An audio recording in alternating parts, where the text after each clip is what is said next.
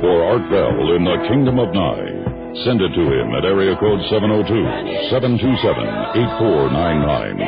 702-727-8499. Please limit your faxes to 1 or 2 pages. And if you don't love me now, you will never love me again. And still hear you saying you will never break again. Good morning, everybody. It's a wild morning. I'm Art Bell, and we had Peter Davenport from UFO Reporting Center on in the first hour, and there are sightings of fireballs and objects going on right now and for the last 2 hours all over the continental U.S. It is remarkable. Switchboards are jamming all over the place. I wonder what's going on. Boy, do I wonder. Anyway, in a moment, you're in for a real treat. Joe McMoneagle is going to be my guest. And let me tell you what he told himself, he told me about him. I am one of only 2 remote viewers from the project who was in both the Meade unit as well as the research side of the house at SRI/SAIC. The other man, who is currently unknown to the public, has about 4 years on the research side. He is also an exceptional remote viewer. Within our lab, there are at least 6 of what I would call world-class viewers. In fact, I was the first viewer, number 001, recruited for Stargate, and spent a little over 7 years at Meade. When I retired from the military, I spent the rest of my 21 years in the project working at the Cognitive Sciences Lab while it was located at SRI and SAIC. I am still a full-time research associate with that same lab, which is now located with the Laboratories for Fundamental Research of Palo Alto. There is a website for that. We've got it up there now. By the way, we've also got Joe's personal website up, and nobody's ever seen that before because it's just now born. So if you want to read more about Joe, that's the place. We've got the link. Just go to my website, www.artbell.com, and click on the appropriate link, and we'll test Joe's site and see how much traffic he can take. In the past, says Joe, I've been challenged numerous times to do a live, real-time remote viewing on camera. I've successfully demonstrated this ability on double-blind targets for ABC's Put to the Test, Reader's Digest, Mysteries of the Mind, and the Paranormal World of Paul McKenna in London. I've also been filmed live at the J.B. Rhine Research Center in Durham while under the strictest of controls.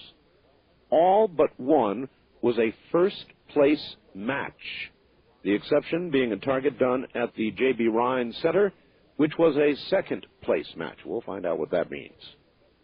Contrary to common belief, I'm very well trained and well versed in what is now commonly referred to as controlled remote viewing, CRV, or what originally began as Mr. Ingo Swann's training methodology. Ingo Swann is considered the father of remote viewing. I'm also, he says, well trained in at least 4 other techniques developed and experimented with at SRI, SAIC. I was trained as a dowser while at SRI, have participated in a number of psychokinesis or PK experiments. I'm intensely interested in those. While some choose to say that I am just a natural psychic, I have never considered myself in that way. While I probably possess some degree of natural talent, since the beginning of the project, I have learned remote viewing is just like everyone else has. I've learned about it the hard way, through trial and error and a hell of a lot of hard work over many years. From the latter part of 1982 until September 1st, 84, I was the only remote viewer doing the remote viewing at Fort Meade because everybody else was in training. It is one of the reasons I received the Legion of Merit for remote viewing. I had direct contact with and did remote viewing for 16 major agencies, the alphabet agencies of the U.S. government, from 78 through 95. Much of that remote viewing was successful. Some of it was not. 99.9% of it is still classified and has not been released. Wow, 99.9% of what was done is still classified. He's got a new book. It's called The Ultimate Time Machine, and that should certainly serve to whet your appetite for what's about to come. Joe McMoneagle should not need an introduction to anybody who knows anything about remote viewing. For those who don't, we'll do a brief 101, and then we'll get down to biz. Here we go, all the way back east to Joe McMoneagle. Joe, welcome to the program. Hello, Art. How are you doing? I'm just fine, and I'm sure glad to have you back on. We did, of course, sort of a multiple thing one time, but having you back by yourself is a very, very good idea. Were you really remote viewer 001? That's correct. That was my number while I was at Fort Meade. It was later number 372 while I was with the Cognitive Sciences Lab. 99.9% of what you did with the government is still, you say, classified. What about cutting it down to about 70% this morning? I don't want to spend any time in jail, so I probably won't do that. But eventually I suspect that most of it will probably be declassified. There are some things that will probably never be declassified. But is there any way that you can, even in general, refer to the kind of material it was? In other words, was it mostly, for example, Cold War related? The vast majority of it was Cold War related. There were a lot of things that essentially revolved around some very difficult targeting of missing items, downed aircraft, things like that. All right. Here's a question. While most of it is still classified, you can surely tell me this. What percentage of success did you have in identifying specific locations of, for example, a downed aircraft? How successful was remote viewing for the government? In terms of locational ability or locating missing items, it probably doesn't do as well as it does for other things where you're describing something. In the search for missing items, the difficulty comes in that you can have a near-perfect description of the location, but then you have to put it somewhere on the face of the planet. Mm-hmm. The information that's generally provided isn't as detailed as one would like it to be in terms of defining a location. Well, when they did the 30-minute Nightline, and it was announced to the world that our government for 20 years had been doing this project and was giving up on it, they said they were giving up on it because it didn't work. Well, that's not really what they said. What they actually said at the time was it didn't have the kind of dependability that they needed or required to do the kind of intelligence work that they wanted to do.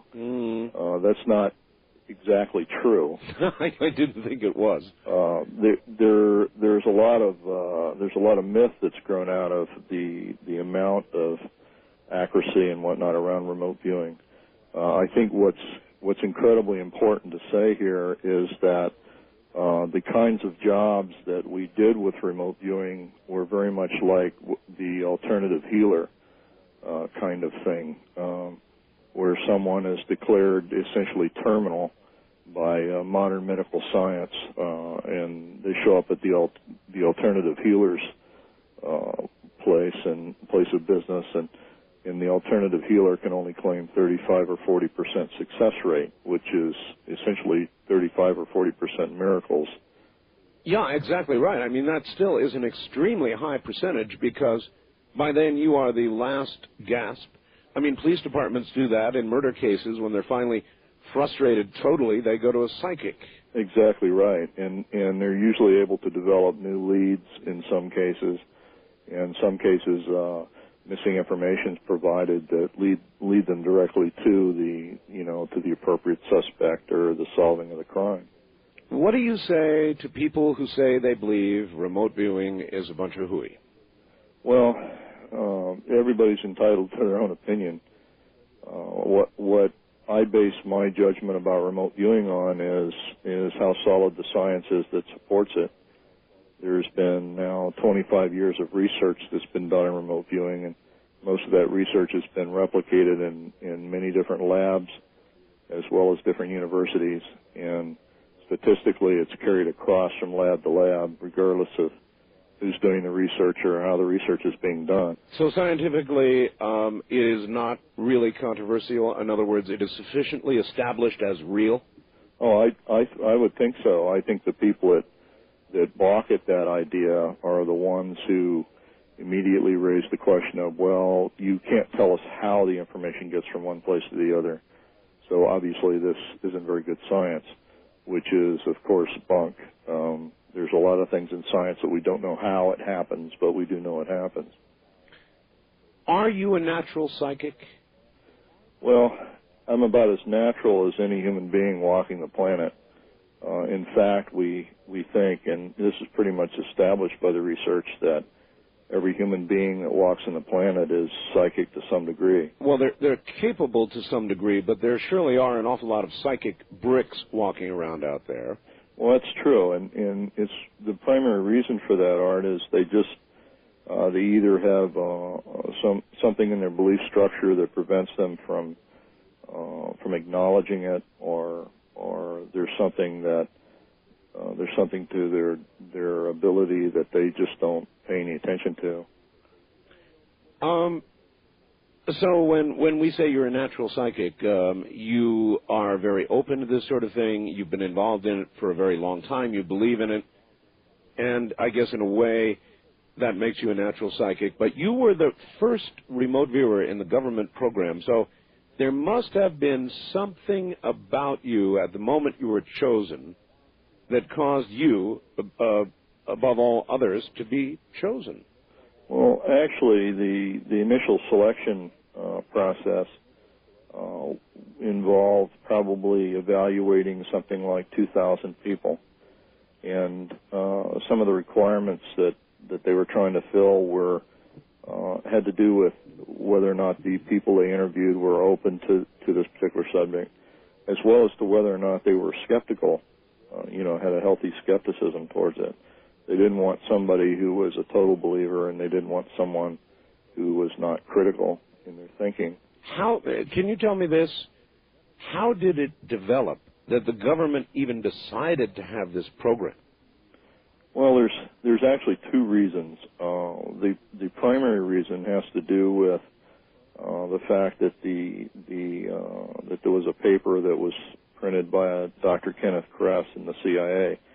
It was originally classified secret. You can now find it somewhere on the internet, but back in the 70s, it was a paper written about remote viewing as being studied at SRI at the time, using Ingo Swann and a psychic by the name of Pat Price.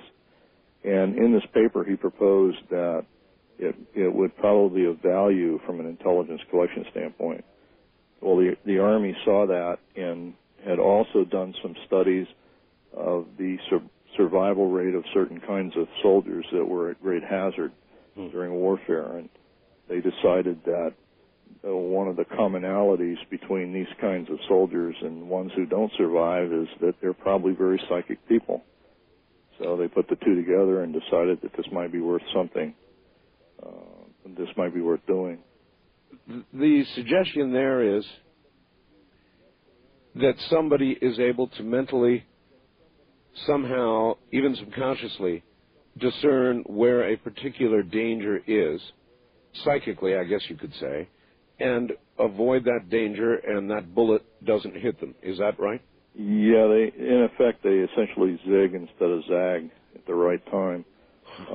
It's probably because psychic functioning in general is probably taking place somewhere in the primitive brain and not in the more modern areas of the Oh, brain. no kidding. Most people I've talked to have thought that the psychic ability occurred in the frontal lobe portion of the brain, not in the more basic parts of the brain. Well, actually, the processing may be taking place in the frontal lobe, but the actual delivery of the information is probably taking place in the primitive part of the brain. We talked for a second before we came on the air tonight, just to divert from where we're going. And I told you that we have these incredible numbers of reports of things coming out of the sky tonight, fireballs, objects being seen all over the country. I mean, the reports are just flying in from all over the country. Something's going on. And you said something kind of interesting. You said maybe there's a pending geologic event. Right.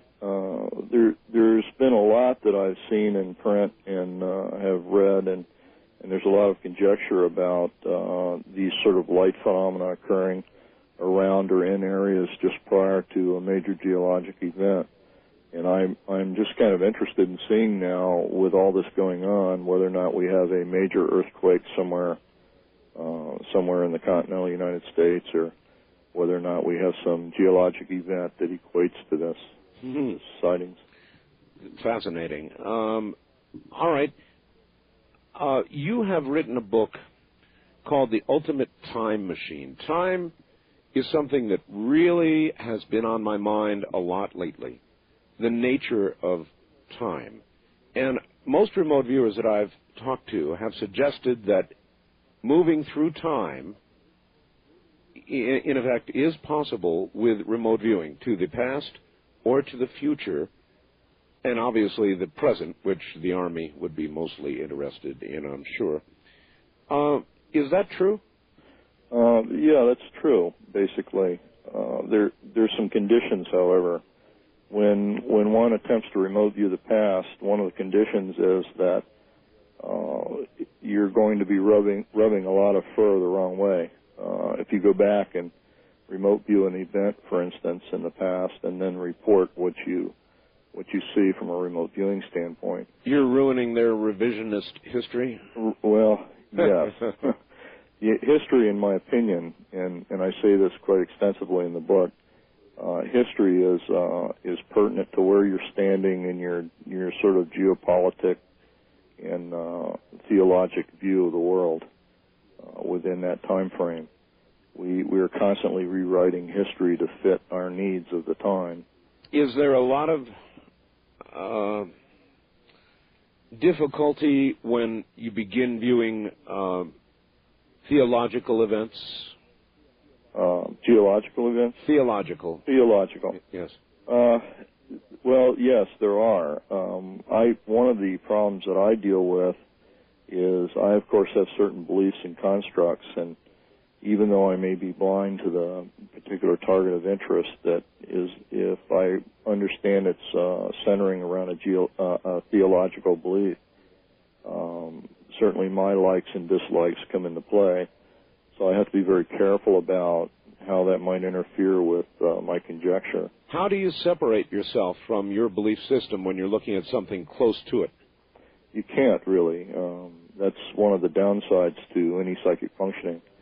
The person carries in their own prejudice, their own desires, likes, dislikes, that sort of thing. But the whole idea of the disciplines that were recorded over a long period of time was to cut through that. You're saying they don't entirely work. No, you can't. You know, that would be asking a human being to become a machine, and that's not quite possible. There are things you can do to reduce the effect, but in actuality, there will still be an effect. So there has to be an independent analysis of the information. Joe, have you ever looked at the life of Christ? Yes, I did, in fact. It was not a remote viewing. It was an explorer session with Mr. Robert Monroe at the Monroe Institute. Oh, I interviewed Robert, Bob, before he died, just before he died. Good. It's a good place to hold it. We're at the bottom of the hour. What a question. Have you ever viewed the life of Christ? The answer is yes. The Monroe Institute, of all places, My, my, my. When we come back, we'll ask about that. I'm Art Bell. This is Coast to Coast AM.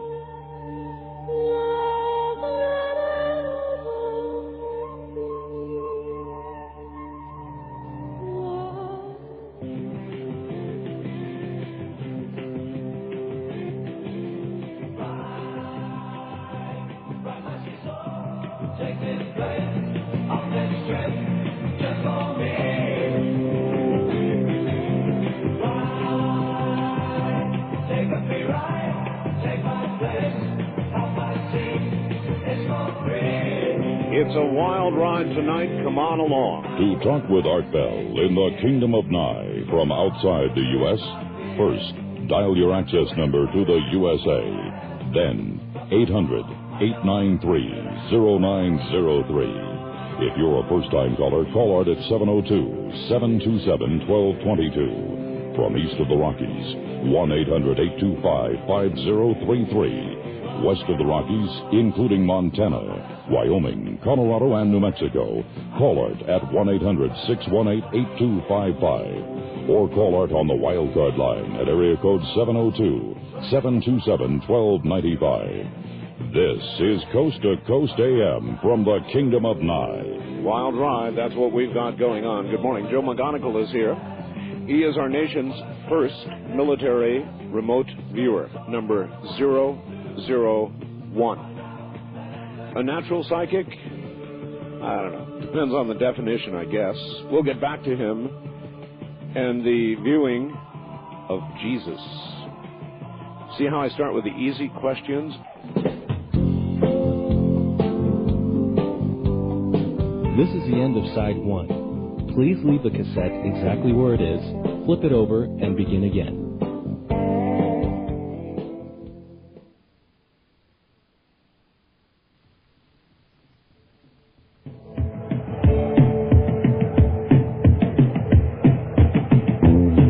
And now, back to the best of Art Bell.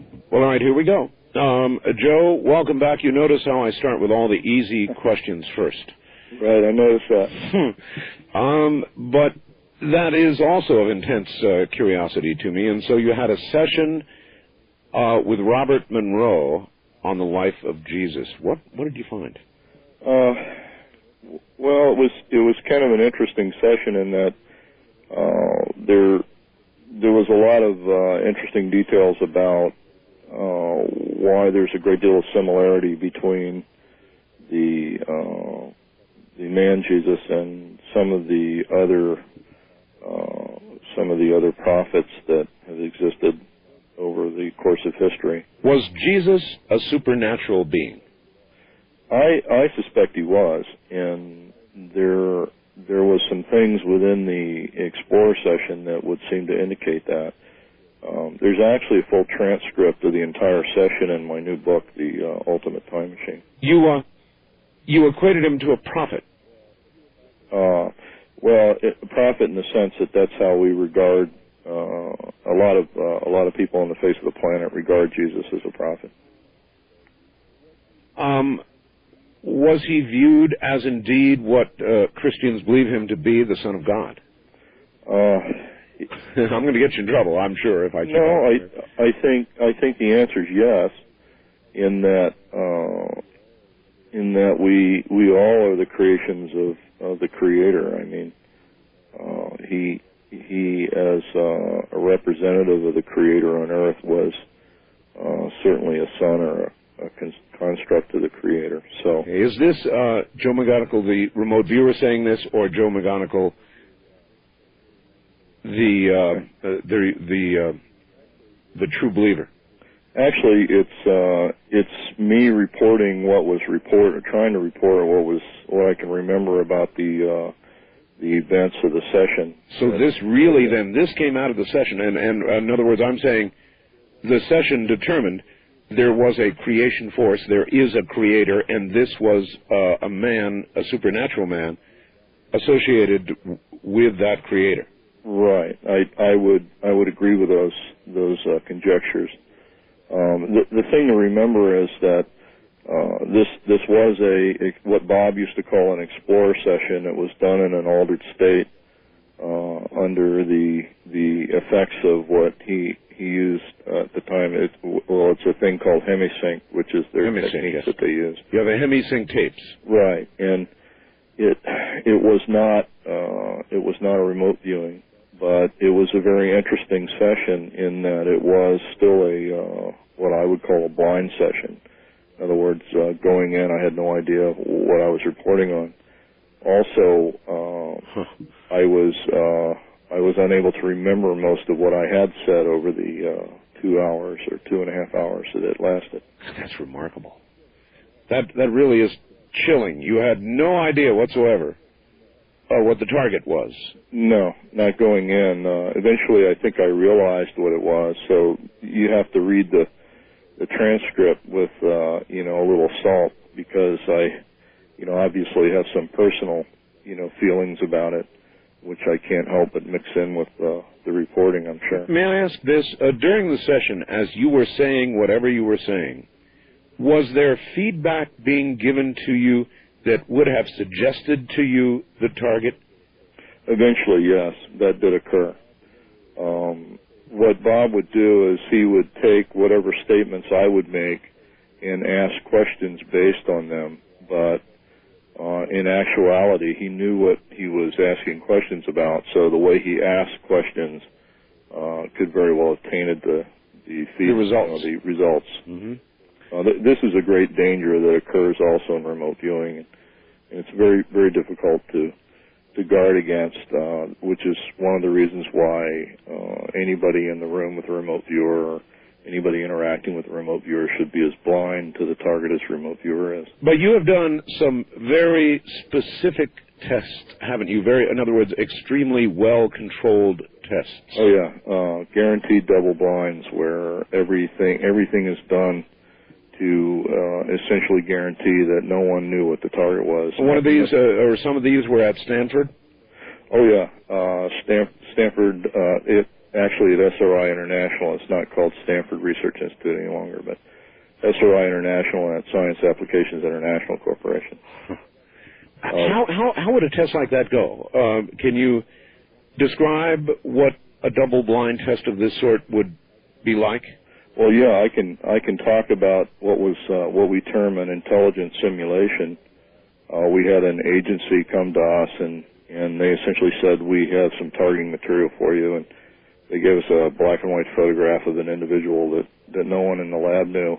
Right. And they gave us 3 times on a specific date in the future, and they said, describe where this person is at each of these times. Uh-huh. And that was some knowledge that anyone in the lab had. We did the targeting, and we produced very detailed descriptions of the events and places that this person was located at. Was located at, or would be located at? Would be located at. How far into the future? It was a matter of perhaps a week. A week? Oh, my God. Yeah.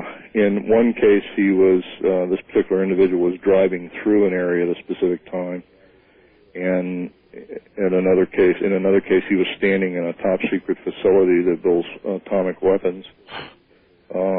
Another case, he was standing next to a linear accelerator that was in operation. Holy smokes. Things like that. And you guys came up with this?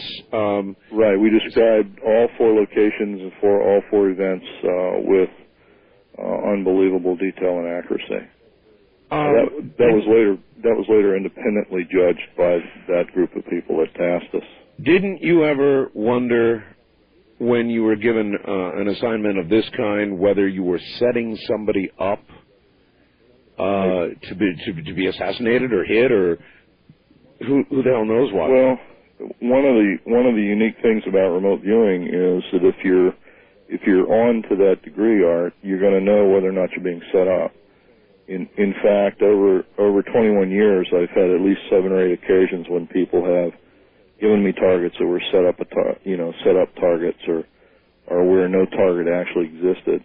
And I've not been fooled any of those times yet. You mean where people intentionally gave you totally baloney information as a test? Right. I can give you an example. The most difficult target I ever worked was I was given the picture. I was given a black and white photograph of a room and they essentially said, there's something in this room we're very interested in, and describe it. And I kept getting sort of a picture of a Y, you know, three lines intersecting in the shape of a Y. And yes. I worked on that for probably 2 days and finally realized that it was the inside and outside corner, or perception of the corner of the inside and outside of an empty box. And I said, there is no target, it's an empty box. And that, in fact, was true. And it was true? Yes. That must curl the hair of researchers to have something like that happen. I mean, it really would curl my hair. Well, it's almost as good as doing an actual target, where it's impossible to know what the target is, and you produce detail on it, and it defies probability. If remote viewing in any area had a 30 or 40% success rate, I personally, and I know we're going to go around on this, but I don't for 1 second think the government has actually stopped doing it. Now, most remote viewers that I've talked to, right across the board, have uniformly insisted the program is over. That's correct. You join that crowd, I take it? Yes, I do. How can that be? Well, it has a lot to do with politics, mostly. If, in order for it to exist within the government, or to be somehow franchised by the government, someone has to take responsibility for it. And no one that works 38 years of their life to get to a position of authority that they may hold is going to risk that career. They'll want someone else to do that. They may want to task remote viewers, but they just, quite frankly, don't want to hold the ball of responsibility. It's devastating to a career politically. But with a documented success rate, let me ask you this. Do you think the Russians are still doing this? Well, I know they are. You know they are. All right. Yeah. So there you are. Regardless of what people say about the Cold War, things are as unstable as they have ever been, probably the most unstable in Russia now, scarier than at most times during the Cold War, right now. And anything could happen over there, and they're doing it, and we're not. I agree. Things are a lot scarier. A lot of the controls that existed in the Cold War don't exist any longer. Yeah. As far as the Russians doing remote viewing research and continuing with it, they, like many other countries overseas, it's sort of psychic functioning as sort of part of their culture. They not only believe that it's real, but, you know, everybody from Aunt Millie through Grandma whatever have visions, and it's part of their natural culture. So in other words, the kind of political pressure there is here is non-existent over there with regard to this kind of program. Correct. It's essentially non-existent. The kind of political pressure they put up with over there is to produce probably consistency in the results, or to produce high enough level results that it can be used effectively or pragmatically in some way. Are there very good Russian remote viewers? I suspect there are. The Cognitive Sciences Lab has some connection with some of those researchers, some of the prime researchers in the remote viewing arena, and some of their remote viewers' material has been seen, and it appears to have at least the same quality as some of the viewing that was done by some of the American remote viewers. Well, if it's got that success level, and we're not doing it and they are, that really scares me. That really scares me. And it should scare everybody, because I've been hearing a lot of not good things about the Russians lately. Do you have any remote viewing information with regard to our future relationship with Russia?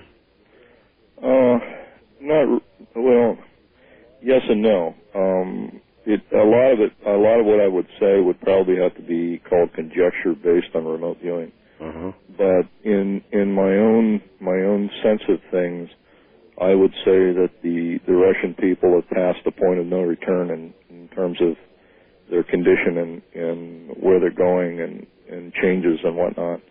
I think that what we're looking at in their disarray is we're seeing what naturally takes many, many years to change. I mean, they're going from a totalitarian, rather ignorant and oppressive government to one of, election by free vote in more of a capitalistic kind of economy. So I suspect they're going to go through a lot of turmoil, and we're going to go through it with them. And I think it's a good idea that we do, because we're the ones that can guarantee that they stay on that road.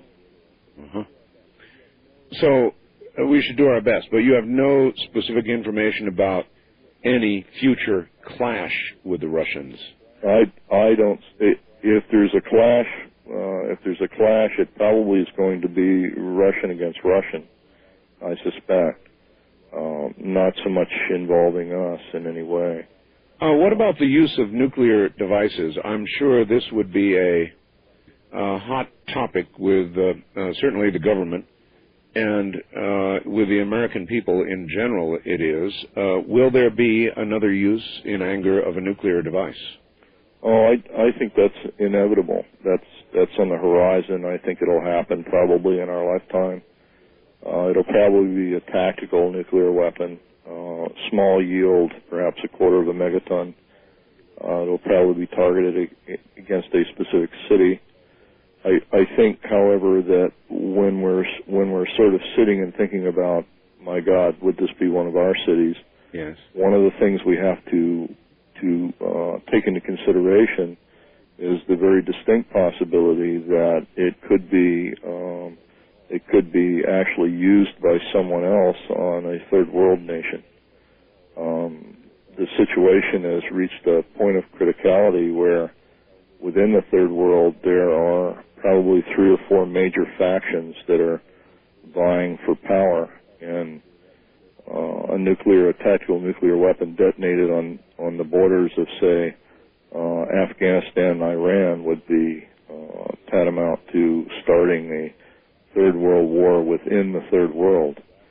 And I'm more afraid of that happening than I am having tactical nukes show up in continental United States. Yeah, well, as I listen, I'm trying to delineate between what you are conjecturing based on current events and what you may know based on what you have remote viewed. Or can we nail that down? In other words, you have seen through remote viewing the use of a nuclear device, or am I stepping into ground here that you can't comment on? We're kind of drifting into an area I'd rather not comment on. Yeah, I had that feeling. I'll try and... Let me put it to you this way, Art. One of the things I do know about remote viewing is that while we have a lot of superior technology for locating nuclear weapons-grade material, once a terrorist organization gets an 8 to 15-hour head start with it opens up the possibility of having to search huge areas with that technology. Remote viewing can almost guarantee an 80% reduction in that search area. If you were to view a specific incident about to occur, those hours were ticking off, what would you do with that information? Would you have a channel to get that information to the right people? Yes, I always have a channel I can get the information to people that I think may be concerned or could use it, and I would do that if I felt that I was right. One of the problems is whether or not someone would take action based on it, and I would never expect anyone to take any kind of action based purely on remote viewing. What I would expect is that they might take the remote viewing information and use it as a targeting mechanism for other techniques or other methodologies to Well, let's put it this way. If you were to make the call to a contact you have and say, look, such and such a group has got a nuclear device, they're intent on using it, it's in transport right now, would they take that from you seriously enough to apply other intelligence assets immediately to check it out? I would think so. I think there are people that at least know me by number. They see 001 on it. They'll probably do something with it. Pay attention, yeah.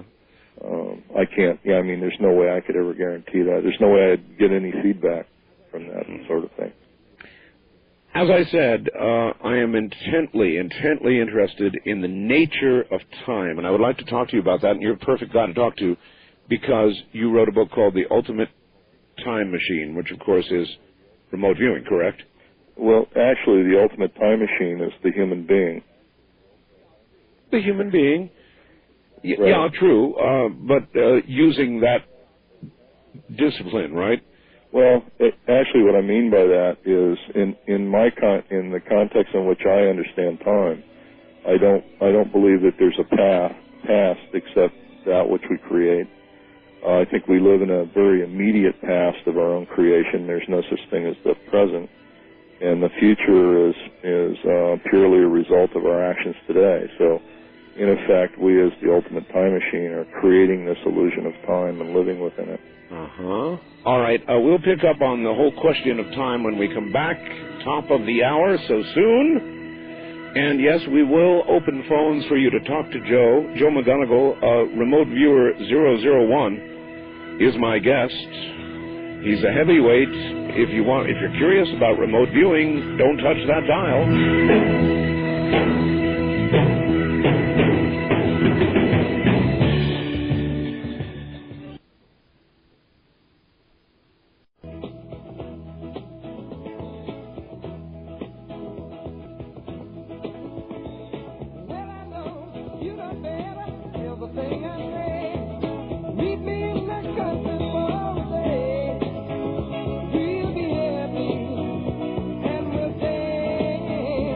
The Kingdom of Nye. This is Coast to Coast AM with Art Bell. From east of the Rockies, call Art at 1-800-825-5033. West of the Rockies, including Montana, Wyoming, Colorado, and New Mexico, at 1-800-618-8255. First-time callers may reach Art at area code 702-727-1222. And you may fax Art at area code 702-727-8499. Please limit your faxes to 1 or 2 pages. This is Coast to Coast AM with Art Bell.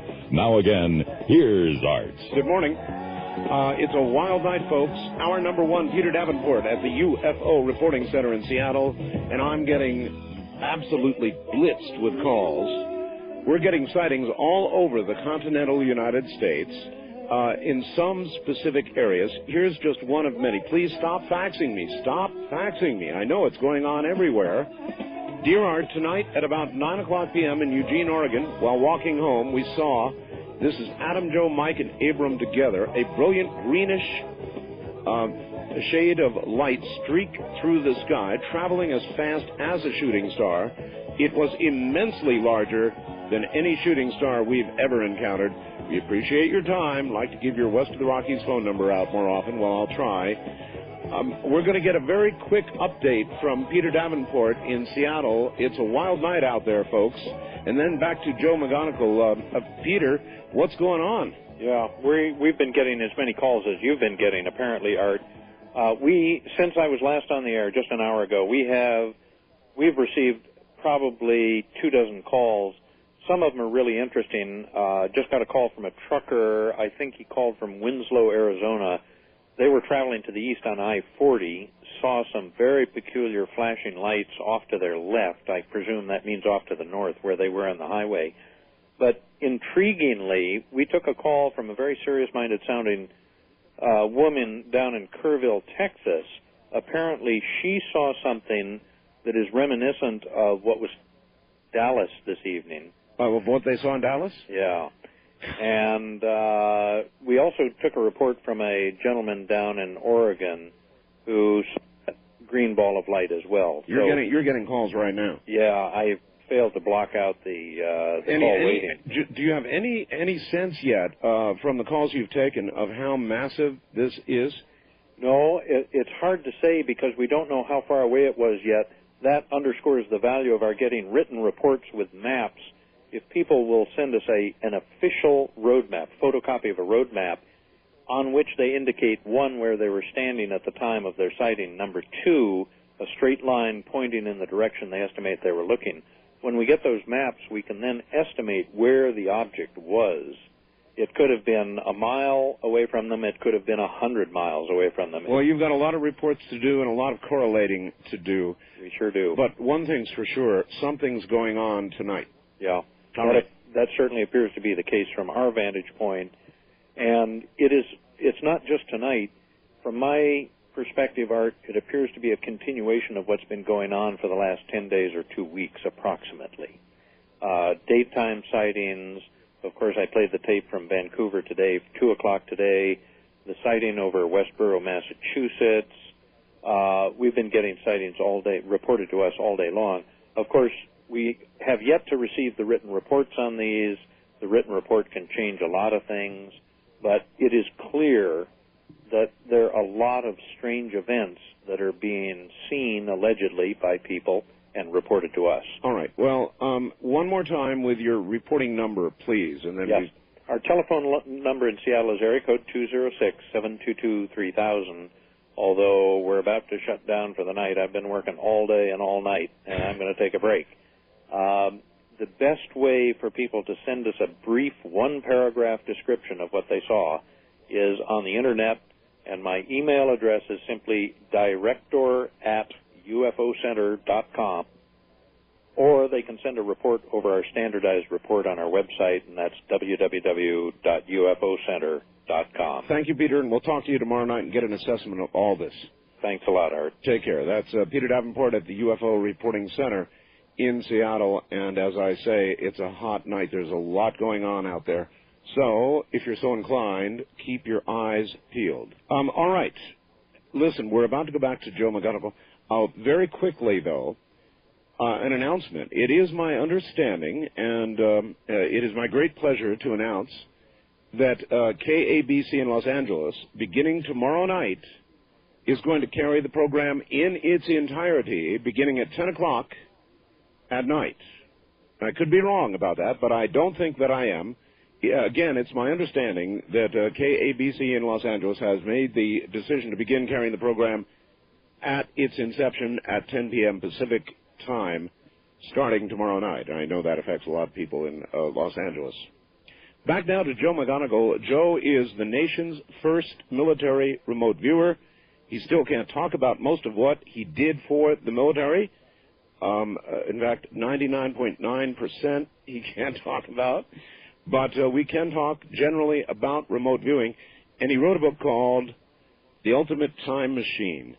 And, Joe, it is your view that time, as in going into the future, for example, you could remote view an event and then, with free will, change that event, in effect, changing the future, correct?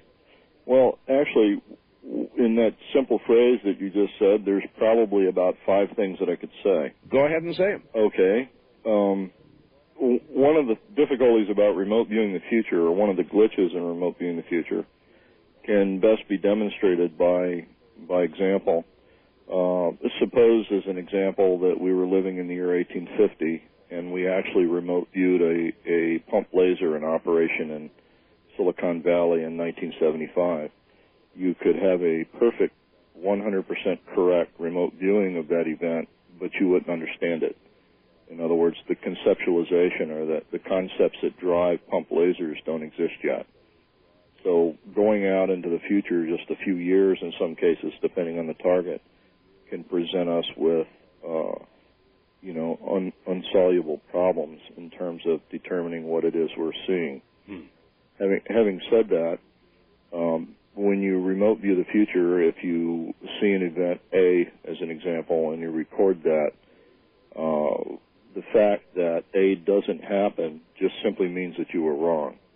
In other words, you can have all the conjecture you'd like about whether or not our actions between that remote viewing and the event actually occurring somehow changed that event, but that's all hypothetical. In reality, we can only state what we experience, and that is we did not experience A, so it in fact was a bad remote viewing, or an incorrect remote viewing. You say? I do see. It's my understanding from having talked to other remote viewers that very large events are more easily viewed. For example, if your target was a certain individual, if they were about to die in a car crash or be hit by an 18-wheeler, something very, very eventful and traumatic, if not fatal, that would stand out and be more easily remote viewed than lesser events. Well, that's partially right. Based purely on a sort of an objective observation, one would naturally say that. In all probability, from a scientific standpoint, what's probably occurring is even a little bit more complex.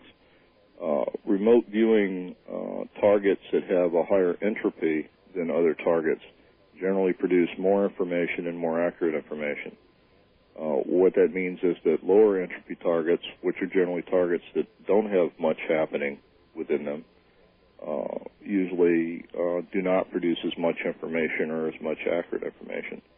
So it really doesn't have anything to do with the significance of the event, but it has more to do with its content from an entropy standpoint.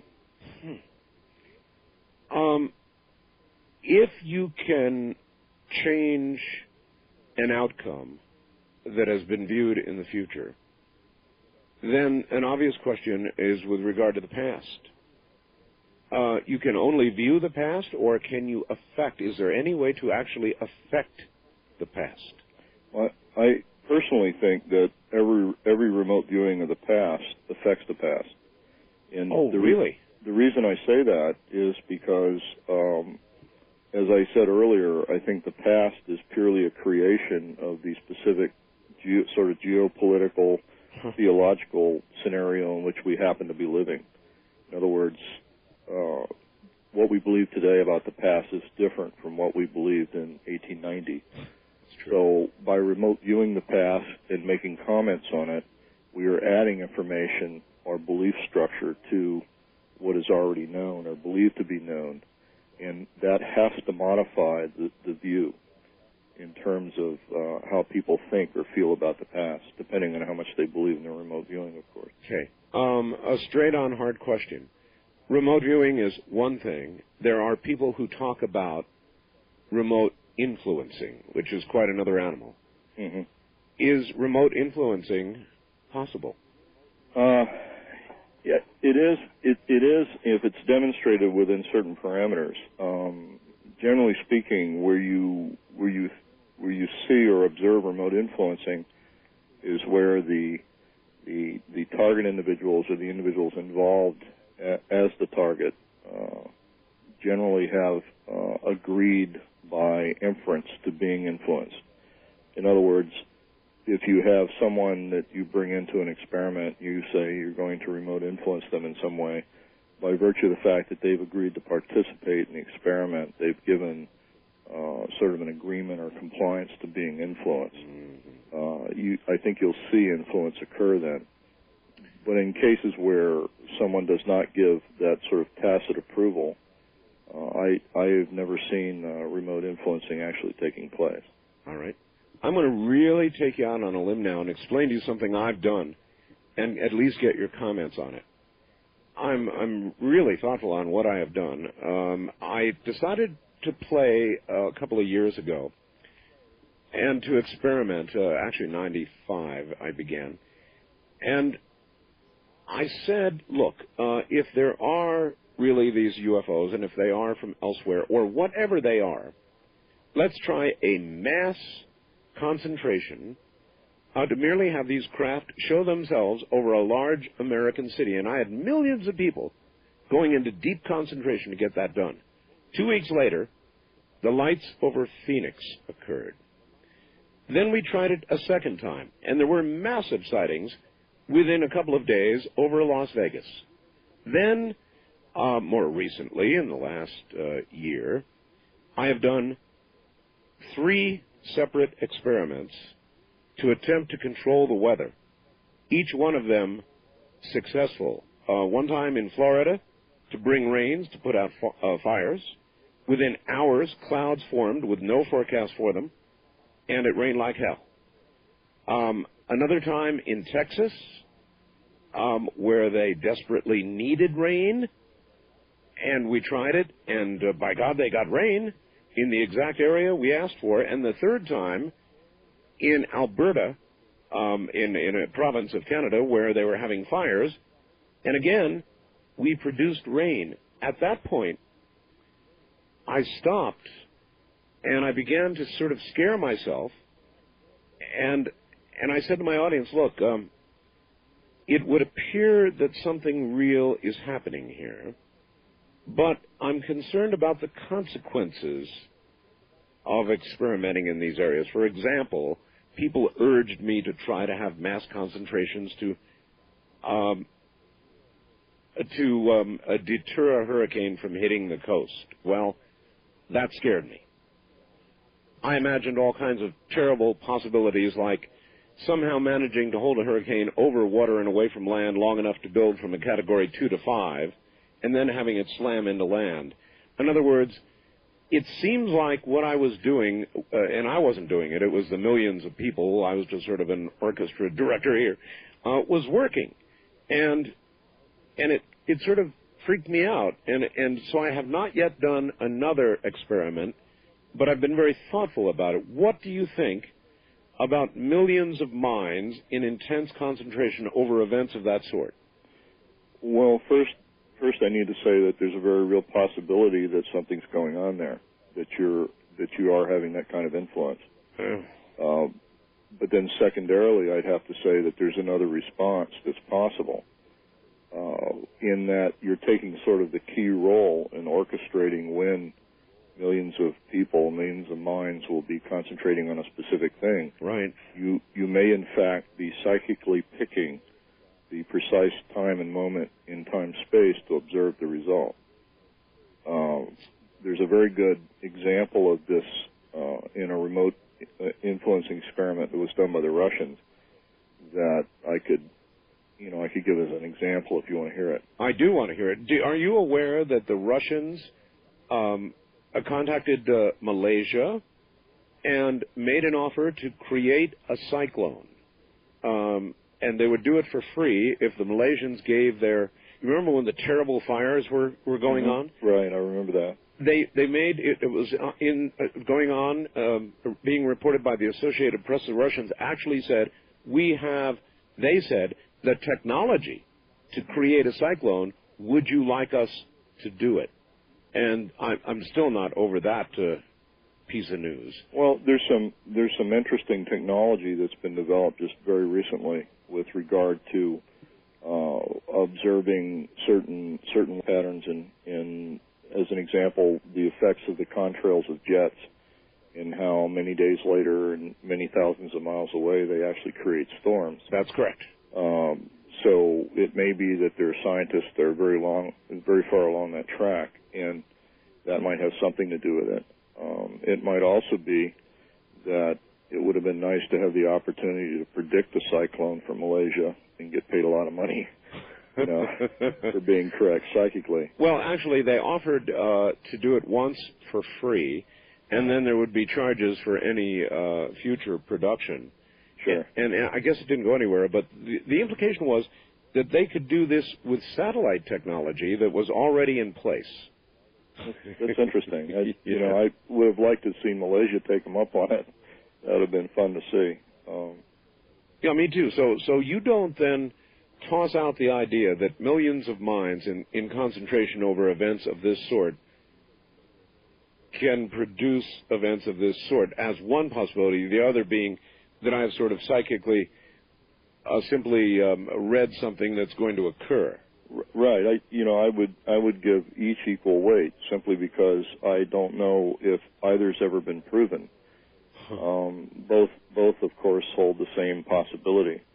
One of the things that's very difficult about proving this sort of thing is that I'm absolutely convinced, and have been for many years, that our expectancy and outcome or what we intend to have happen very much has to do with what actually does occur. What we can't determine is whether or not it occurs that way because we've influenced events in some way that cause it, or whether or not we've just, in some predetermined way, have selected the appropriate place to observe the event occurring. Do you give any more weight to either possibility? No, I don't. Not at the moment. I just don't have enough data, and I don't think anyone does to weigh one possibility over the other. You have even, I know, done experiments with telekinesis. PK, psychokinesis. PK, psychokinesis. Right. And that is the ability to move or in some way affect an object or a beam of light or whatever it is you choose with your mind. Right. Is that real? In terms of affecting solid objects, I have been successful in a surgical steel bar that was sealed in a glass tube. What? You did this under controlled... Well, it wasn't controlled to the extent that I had access to the tube alone, but it was controlled to the extent that it was in a sealed glass tube. You bent a steel bar? Well, it was a surgical steel implement. Yeah, actually. right. All right. They normally don't bend. They usually shatter under pressure. Joe, hold on. We'll obviously pick up on that when we get back. Off into a whole different world, huh, folks? What a night. I'm Art Bell. This is Coast to Coast AM.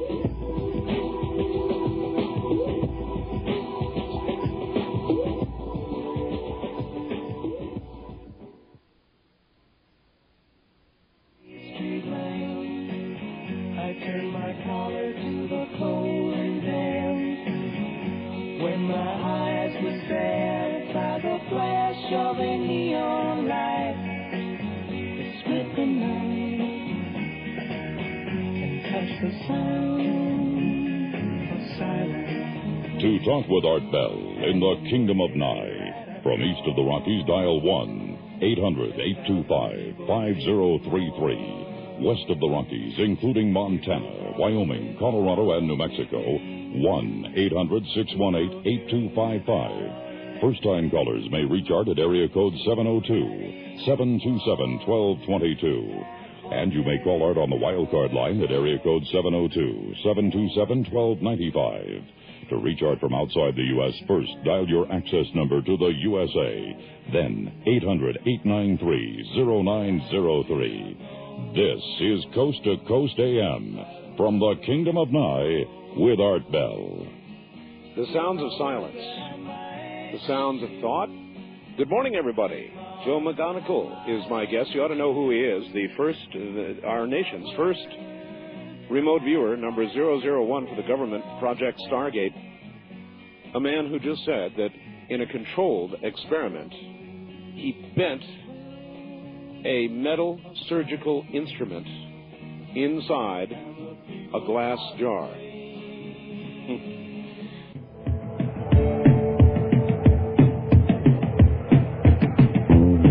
And now, back to the best of Art Bell. All right, we are about to, in a moment, open the line. So if you have any questions for our nation's first remote viewer, Joe McMoneagle, now is a good time to call. You know what the numbers are. And I'm going to turn him over to you in a moment. But, Joe, where did you do this? You bent a surgical instrument inside a glass jar. This was an experiment done where? Under what conditions? Well, actually, as I said earlier, and I probably wasn't clear enough about it, it unfortunately was not under control condition because I was allowed access to this glass tube without someone in the room with me. So that negates any kind of controls. You know, I could have switched glass tubes or something, but in reality, it was like a test tube, glass test tube that had been melted shut on both ends, and contained within it was a round, probably 2 centimeter thick surgical piece of steel, about 7 inches long. And over a period of about 8 months, I was able to put about a 3.5 centimeter bend in the center of it. One of the difficulties when you start dealing with metals in PK is it's very unless you're absolutely sure about the metal that's being targeted, it's difficult to say whether or not it would not have done that on its own in any event. On its own? In a yes. in a sealed glass jar? Yes, that's very possible. There could be some metallurgical defect within the metal itself when it's subjected to certain changes in temperature. As an example, it could have a reaction where it seeks to change shape or go back to an original shape, particularly with metals that have been stamped or die created in machines. That's why spoons are so controversial. Is that what you think happened? I think it's a little of both, actually. It's a little difficult to say. I have a nickel alloy serving spoon that's rolled up into a tight little knot, and of course that was very difficult to do. But when we attempted to unroll it, it of course shattered. So rolling it into a tight knot in the first place was sort of defied the laws of nickel alloy. Boy, I'll say. And when you tried to undo what you had done... Right, it shattered. It shattered. We tried to unwind Holy it by smoke. force, I would add. So obviously if it was going to shatter, it would have shattered if I had rolled it by force. But in this case, it just rolled up like a sheet of paper. It was very easy to do. How do people who observe this kind of thing happen keep full touch with reality after they've seen it happen? I mean, I'd be, hey, I'm out of here. Well, Joe, you're a scary guy. The usual reaction is people go into sort of a stunned silence. Yeah. And then they go away, and by the next morning they've convinced themselves that it was a freak accident, and by that afternoon they never observed it. It's either integrated into their reality or deny it altogether. And most people have a tendency to deny that they've seen those things occur. Here's just a couple of faxes, and we'll go to the phones. Dear Art, in Joe's first book, entitled Mind Trek, he drew, as well as described, his impressions of the Cydonia region of Mars. Richard Hoagland sits straight up. Would you please ask him to describe the impressions of the Cydonia region of Mars as well as his impressions of its former inhabitants? Well, actually, within the book, I drew a picture of what I think were the former inhabitants, and they are very humanoid-like, and they probably stood about 12 feet. I have a personal conviction that the people who actually built the ruins that exist, which I believe exist in the Cydonia region, probably existed 1 million years ago, and in some way might even be our ancestors. In other words, there's a very real possibility that we're aliens to the planet we live on. We are Martians. Right, essentially. Actually, I don't think they were originally from Mars. I think they came from another area, and the ruins that now exist there were actually constructed in a rather hurriedly fashion to protect them against the sort of ravaging storms and things that covered the face of Mars back then. Which literally ended up stripping its atmosphere and water and so forth. Right, and perhaps part of that group were safely transported to Earth at some point, and the rest, of course, didn't make it. You seem like a really careful, well-grounded person, as I ask you various questions, offering other more mundane possibilities for what otherwise seems to be a psychic event, and yet you seem pretty sure about this, about Cydonia, about the inhabitants. Well, and of course, I'm saying that that's my personal conviction, which doesn't make it right. I also say in Mind Trek, where I give the actual descriptions and transcripts and whatnot taken from the session, that is, for all intents and purposes, I'm creating science fiction. Until someone actually goes and lands at Cydonia and walks in those ruins, it's an impossibility to say whether it's right or wrong. All right, somebody writes, I'm on the East Coast. It's going on 3 o'clock in the morning here, and I've got to be to work by 8. It's killing me. Would you ask Joe, please, for any predictions or knowledge he has for the new millennium? I have talked to some remote viewers, Joe, who say there's almost a block at some point in the future as they try to look past some point. My book, The Ultimate Time Machine, I actually talk about mostly about the next 75 years. There's approximately 160 very specific predictions with regard to date and what I believe is actually going to happen. Oh, could you give us a few of those? It's a little difficult to do without the manuscript in front of me, but we were talking earlier about these light phenomena perhaps being a preliminary for a geological occurrence. The things being seen all over the country tonight, right. Yes. Mm-hmm. I'm almost convinced that within our lifetime we're going to see a major eruption occur somewhere on the North American continent, and I'm sort of torn between two locations, one being the Mount Shasta area, mm-hmm. and the other being Mexico City. And one of my predictions is that if it does occur in the Mexico City area, it will be quite devastating because of the intensity of the population in that area. I suspect that the one that you and I will see will probably be in the Mount Shasta area, and that sometime within the next 100 years, the one in Mexico City will occur. Boy. I'm a lot more specific about the dates in the book, but I just can't recall them from memory. All right. And this, Art, please ask Joe if a specific item like a stock price can actually be viewed for future performance, and obviously if so, then why doesn't the group simply make a few choice picks and fund any amount of research you would like to do in that particular fashion? Well, there's a lot of ways of answering that. You can do specific stocks.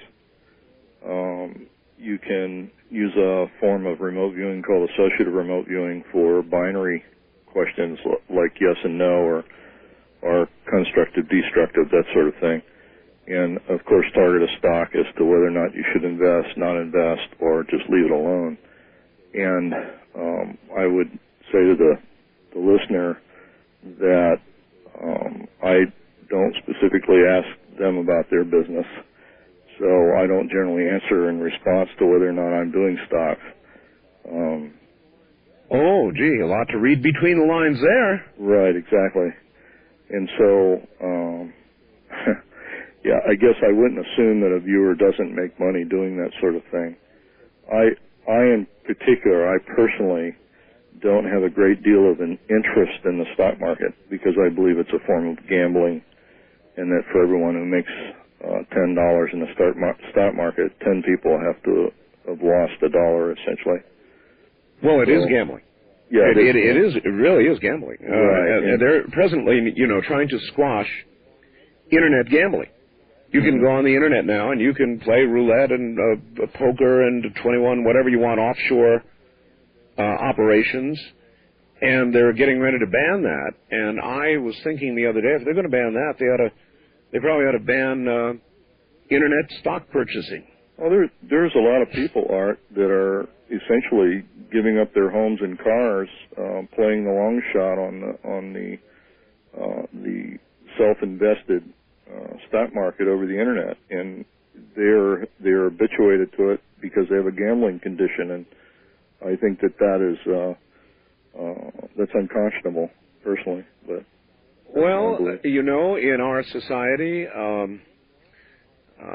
we're capitalists, and that's, I suppose, what it's all about, they say. But how they delineate that from real gambling, I mean, if you're going to play arbitrage, for example, that's, to me, just gambling. Right, exactly. And what is the difference, and how come nobody ever talks about that fact? Just because that's what we are? Well, I think part of the problem right now, the major problem in Japan, goes back to their addiction with gambling. In their stock market, it wasn't good enough to sell papers on commodities for the future. They were selling paper on the paper and then papers on those papers, Huh. so that they were essentially gambling 3 layers deep on commodities that fail. Well, that is more or less how we got in trouble with the Great Depression. Do you have any specific economic information that would be of general interest to people? In other words, do you see our economy remaining robust? Is there a deep valley problem ahead? Some sort of depression? Do you see any deep problems in our economy? I don't see any kind of a depression like occurred in 1929, but I do see a declining market. I see a market that's probably going to go through at least 4 major corrections over the next 5 years. And, of course, people make money during that period as well as they make it when it's rising. Sure. It's just that along with that comes sort of a negative confidence in the economy. And so I think we will go through a period where people are shaken by it and disturbed by it, but it's not going to be anything like the 29 crash. All right. Wildcard line, you're on the air with Joe McMoneagle and Art Bell. Hi, where are you? Hello? I'm in Nashville. Nashville. Okay, you're going to have to speak up good and loud, hon. Get close to the phone and yell at us. Okay, is that better? Much better. Okay. I had a question. I heard the previous program with Ed Dames. Yes. And there was a question raised about a connection between remote viewing and Scientology. Oh, yes. Oh, yes. Yeah, and I have it on pretty good authority that's good information, that Ingo Swann and Pat Price were indeed high-level Scientologists. Oh, listen, let's ask. Exactly right. There was a question in a previous program about remote viewing and a connection with Scientology. Are you aware of any? Personally, I can only attest to the fact that I believe that both Pat Price and Ingo Swann and perhaps another 1 or 2 individuals within the SRI lab at the time were in fact Scientologists as well.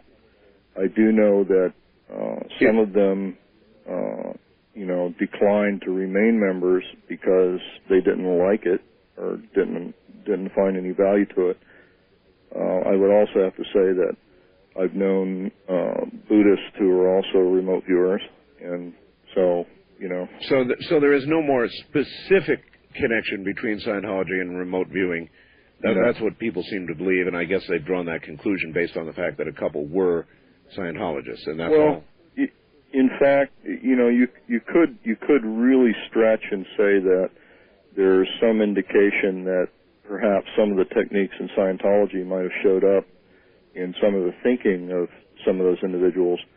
But again, like I said, my thinking is heavily laden with my military background. So, we are what we consume or what we do. So, I don't see anything wrong with that. I don't see any kind of conspiracy or anything behind the scenes or under the table. If one mind can be said to have so much power to either perceive events or affect events, is it proper then to conclude that many minds organized together to affect an event have a greater effect? I would say so, but again, I would have to caution against assuming that it's the sort of mental energy that's come together, or the focus that's come together to cause that. You have to also assume at the same time that 1 million people with thinking that something should be done are in fact going to be taking action and doing things within their life structure that will promulgate that. In other words, will sort of bring energy to that. So I'm not so sure if it's the mental energy or the actual unconscious actions that we take as a result of our convictions that might eventually bring that to fruition. It's probably a little bit of both. All right. West of the Rockies, you're on the air with Joe McMoneagle and Art Bell. Hi. Good morning, Art. This is Tim from KOGO Country. In San Diego. Hi, yeah, Tim. absolutely. And I would like to ask Joe, would it be possible to get the masses of the minds together to create an experiment to prove levity is real? Levity, as in As jocular? in levity. You know, mind over matter. Oh, I see. As in the experiment Yes. that he talked about earlier. Yes. I would like to see that happen. I'm not. One of the difficulties in getting millions of minds together to focus on something is getting them to all agree essentially on an absolute intent that's common among all those minds. See, this is what we did with these weather experiments and the others, and frankly, Joe, it honestly scared me, and I began to contemplate consequences that I couldn't anticipate for doing something like that, and it stopped me, and I'm still stopped. Well, let me suggest another alternative to you, Art. I can understand where that fear would come into play, but isn't it a worst case scenario to live your life in a world where coordinated action can make changes, and where we choose to ignore that possibility and just sort of go along for the ride? Absolutely so, yes. You're absolutely correct, but I still think should be a cautionary note here that it might have consequences that you wouldn't expect, that would be negative. And I just would like to be more sure of what I'm doing before I proceed. And I'm not sure how I get to that point where I'm sure enough to proceed. Well, you can put it in a context that's more positive. For instance, if you're proposing to change weather to water crops, then the intent there is a positive and constructive one, and I can't imagine that weather would occur that would create damage or destructive results. In other words, it's all part of the same intent. Well, right. Hold on, Joe. We're at the top of the hour. It's all part of the same intent, but inevitably then there are destructive weather things that have occurred in areas that we've concentrated on, and believe me, we get email and we get letters saying, look what you did. I'm Art Bell, and this is Coast to Coast AM.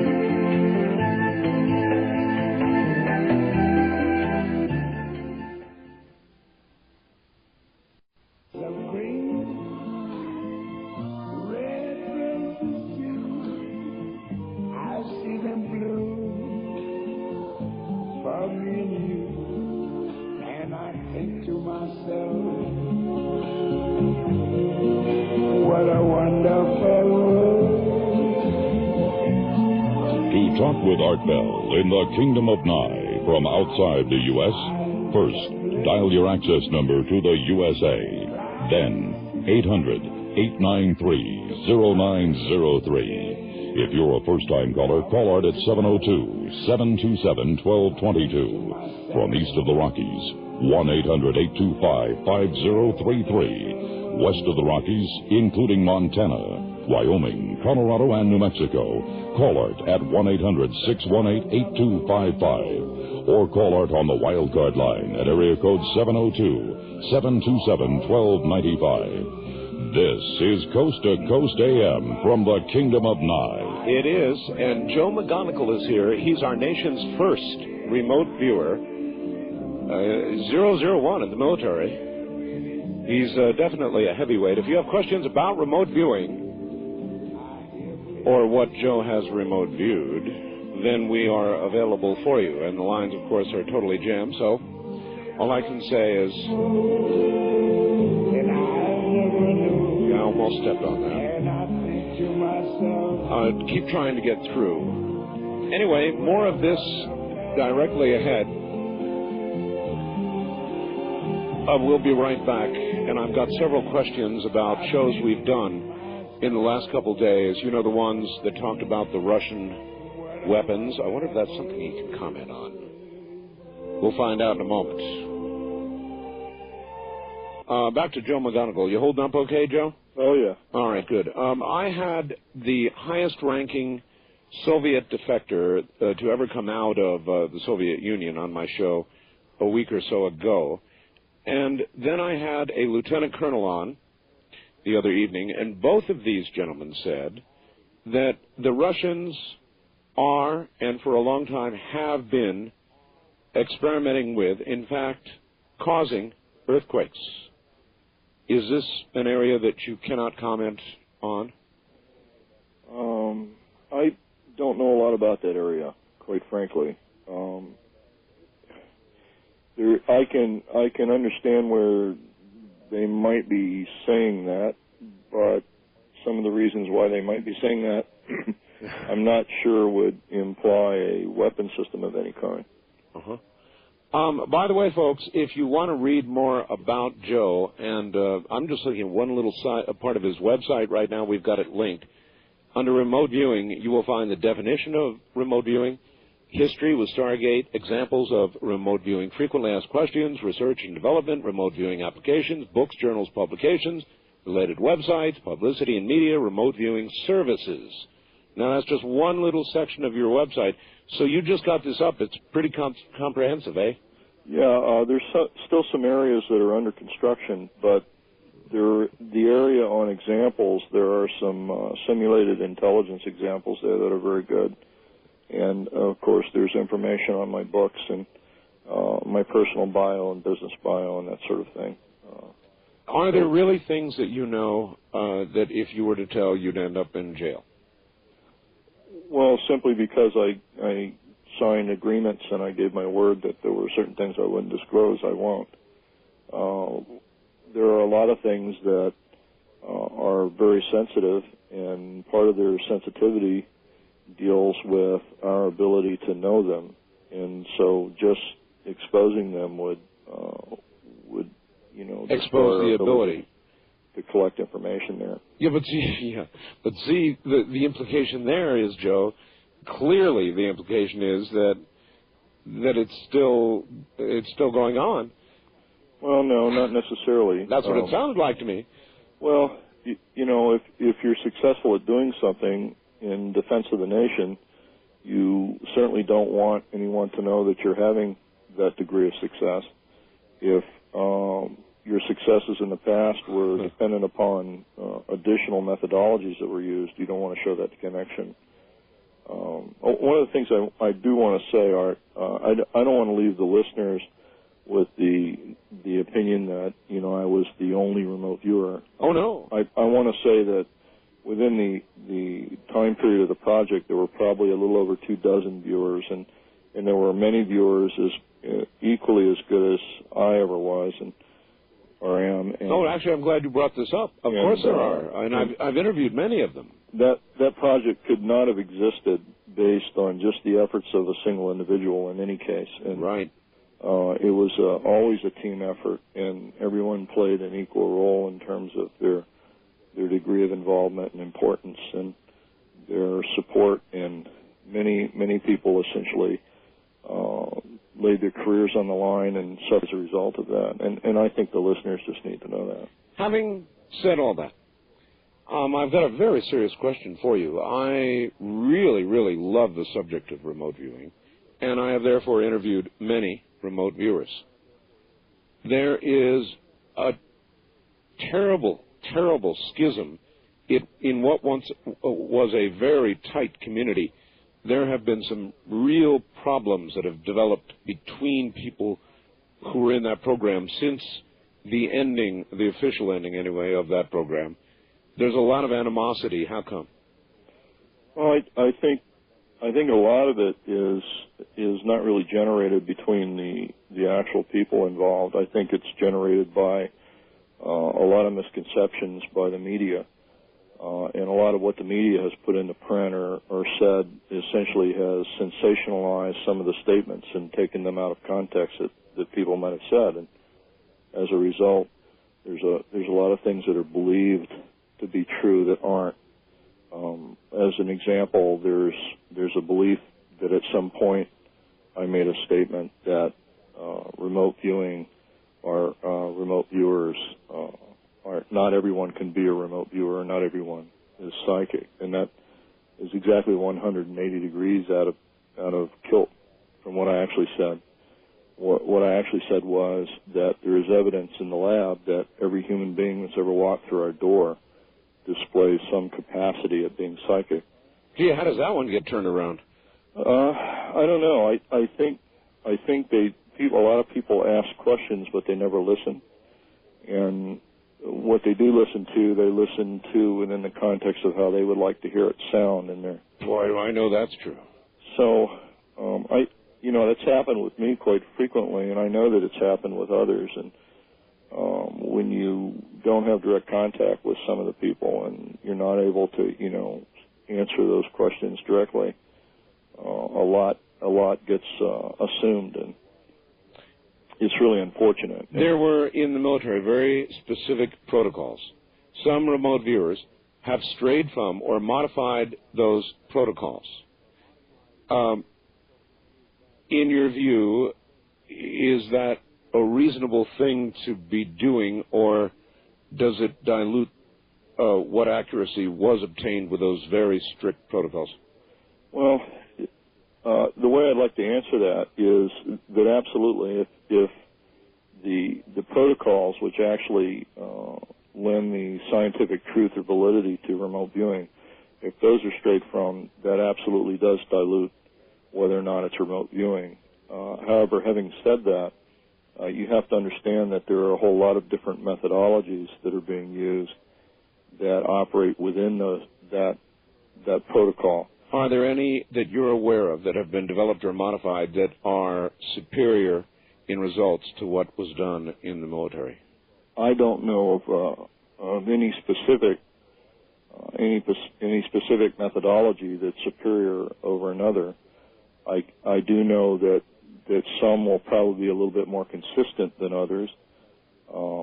They all pretty much produce the same accuracy level with when you're using a well-experienced or well-selected remote viewer. Mm-hmm. But they're all pretty much the same. It's dependent upon the individual and simply what they like to do.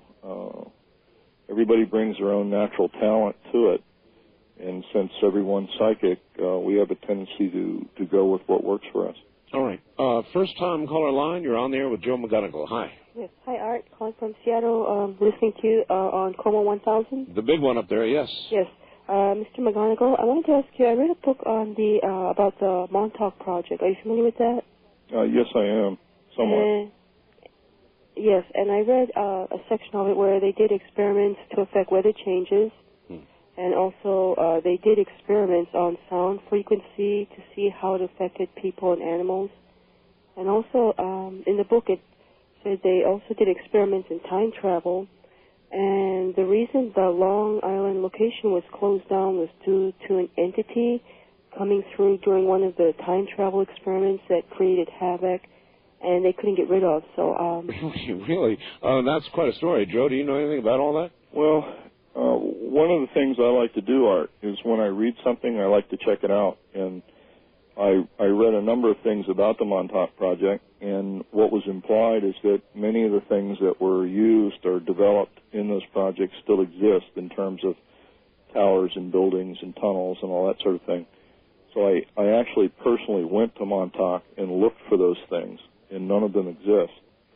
So I have a little trouble, buying some of the other things that were said as a result.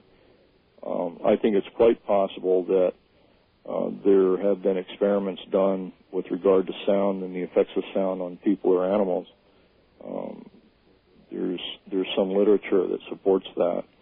I believe also that there is probably a considerable amount of research and stuff that was done with regard to the earlier foundations of radar towards the end of the Second World War, mid to end of the Second World War out of Montauk. But beyond that, I haven't found much evidence for anything else. Implication being that there was some, at least, nugget of truth to the Philadelphia experiment? The Philadelphia experiment's a really interesting thing. In reality, what they actually did is they did build some very large degausers in the dock areas there during the war, because metal ships riding through the water build up electrostatic charges and make them very vulnerable to electromagnetic mines. Right. And so they would degauss these ships, and we now know that certain kinds of electromagnetic wavefronts hitting the temporal lobes of the brain create a sense of having an entity standing next to you, or some very bizarre effects. And I can conclude from that probably a lot of the things that have been said about the Philadelphia experiment might be true in the minds of people who were degoused.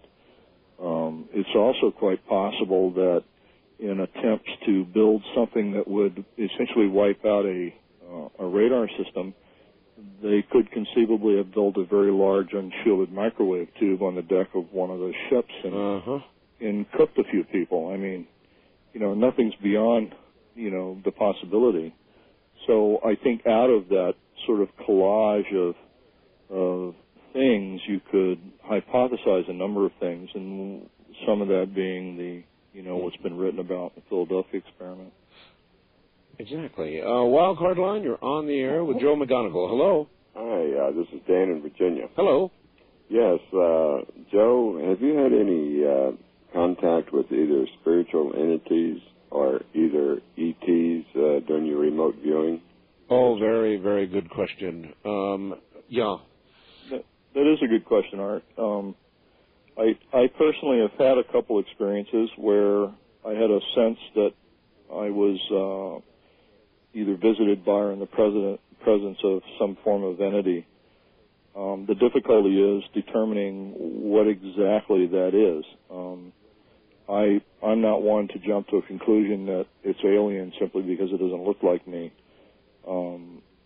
I try to hold an open mind in that regard, and so I suggest that it might be alien, but it might also be time traveler. It could also be a construct of my own mind in some way. So I'm not exactly sure what it was or where it came from, but I do know that there was a reason, based on the information that was exchanged, there's a reason to believe that there's some validity to that entity. If, Joe, somebody were to remote view you, would you be aware of that fact? Probably not. And again, I go back to the 25 years of research that's been done in the lab. There's quite a bit of evidence that in some cases you can display the ability to determine that something's been remote viewed at a specific time or place, and that would include individuals. But that happens very spontaneously. The last person that you ever want to ask for any decision with regard to remote viewing is the remote viewer. Even while they're in the act of remote viewing, they're generally incapable of making decisions that are going to be accurate, especially the yes/no kind of decisions. Yeah. All right. East of the Rockies, you're on the air with Joe McMoneagle. Hi. Good evening, Art. Good evening, Joe. It's an honor to speak with you. This is Eric in Austin, Texas, listening to you on KJFK 98.9 FM. That's the way to do it. Thank you.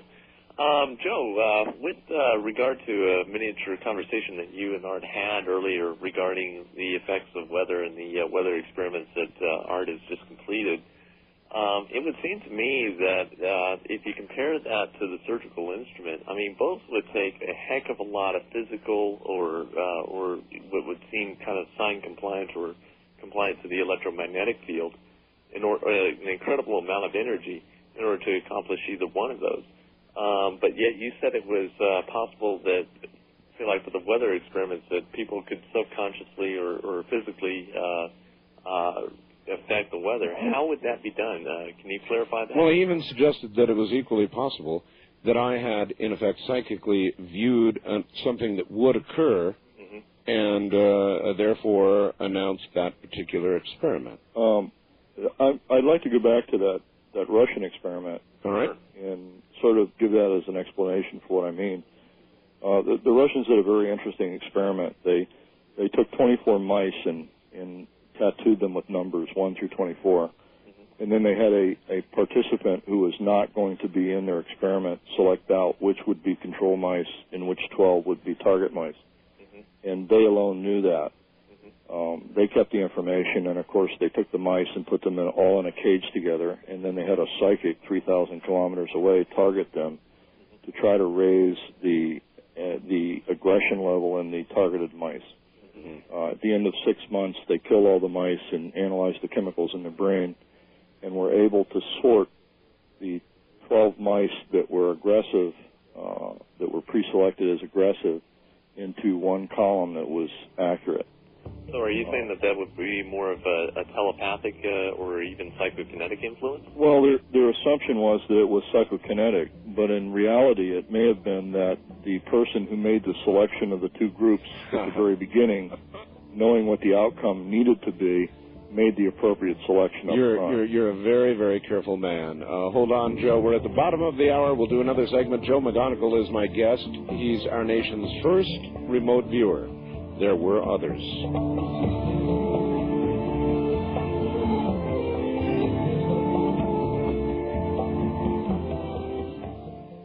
All right, here we go again. Once again, back to Joe McMoneagle. Joe, you've got several books out. Is there any that you would like to particularly plug right now? The new book, of course, which will probably be in bookstores the first week of December. The Ultimate Time Machine is the new one.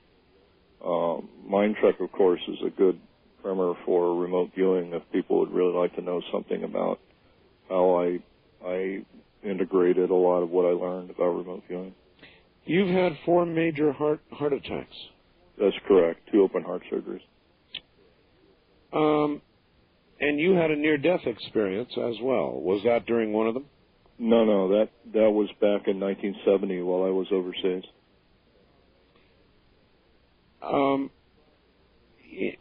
Describe it. In other words, did you actually clinically cease? What actually happened is I started feeling badly. I ordered a before dinner drink at a guest house in Austria. Right. And took a few sips and started feeling very badly, and excused myself from the restaurant so I wouldn't be ill in front of anyone. And when I hit the door, I collapsed on the sidewalk and went into convulsions. I swallowed my tongue, and of course you can't breathe when that happens. And so I ceased breathing after about, 5 to 6 minutes. My heart stopped, and I was delivered to the local hospital in Germany, DOA. DOA? Right. What happened to you during that time? It was a very classic near-death experience. I watched everything from outside of my body. I watched them load me into a car and take me across the border to this hospital, and I watched them cut the clothing off my body in the emergency room and start sticking needles in me, and I became sort of bored by that. By then I'd figured out that I was dead or dying, and I started wondering what was going to happen next and found myself falling backwards through a tunnel. At some point I felt something warm on the back of my neck, or what I perceived to be on the back of my neck, and I turned around to see what it was, and was enveloped by a white light, which at the time I perceived to be God.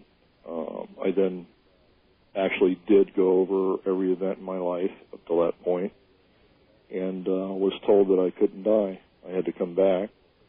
I, of course, argued about that and had very little control over it. Suddenly sat up in a bed. I was in the hospital, and I had been comatose for some hours or days. And I began telling everybody in broken German and English about white lights and God and you can't die and that sort of thing. And wound up in a rest home as a result. What kind of a reaction did you get? It was a very negative one. They put me in a private rest home in Munich and did brain studies to determine how much damage I had suffered as a result of the lack of oxygen to my brain. Really? I immediately started trying to act normal, and they let me out after about 10 days. You realized, I guess, if you didn't let up, they'd probably have you in a jacket in a quiet place with rubber walls. Right. Back then, this was like unheard of. Nobody ever discussed this sort of thing, and they immediately thought that I had suffered irreparable brain damage. Is your fear of death gone? It went away during that event, and I've not had it since. Well, I'd love to experiment with that. There are people, Joe, I don't know if you're aware of it or not, who are doing experiments. In fact, I'm waiting for the results now, with possibly a dangerous drug, which I'm not going to mention. We call it Drug X. But 2 people with doctorates who are using a specific drug to induce NDEs. Does that concept give you the willies? Actually, no. Historically speaking, the Greeks were known to use some very exotic poisons to take people to the level of an NDE. It had a profound effect on some of their philosophies, as a matter of fact. Interesting answer.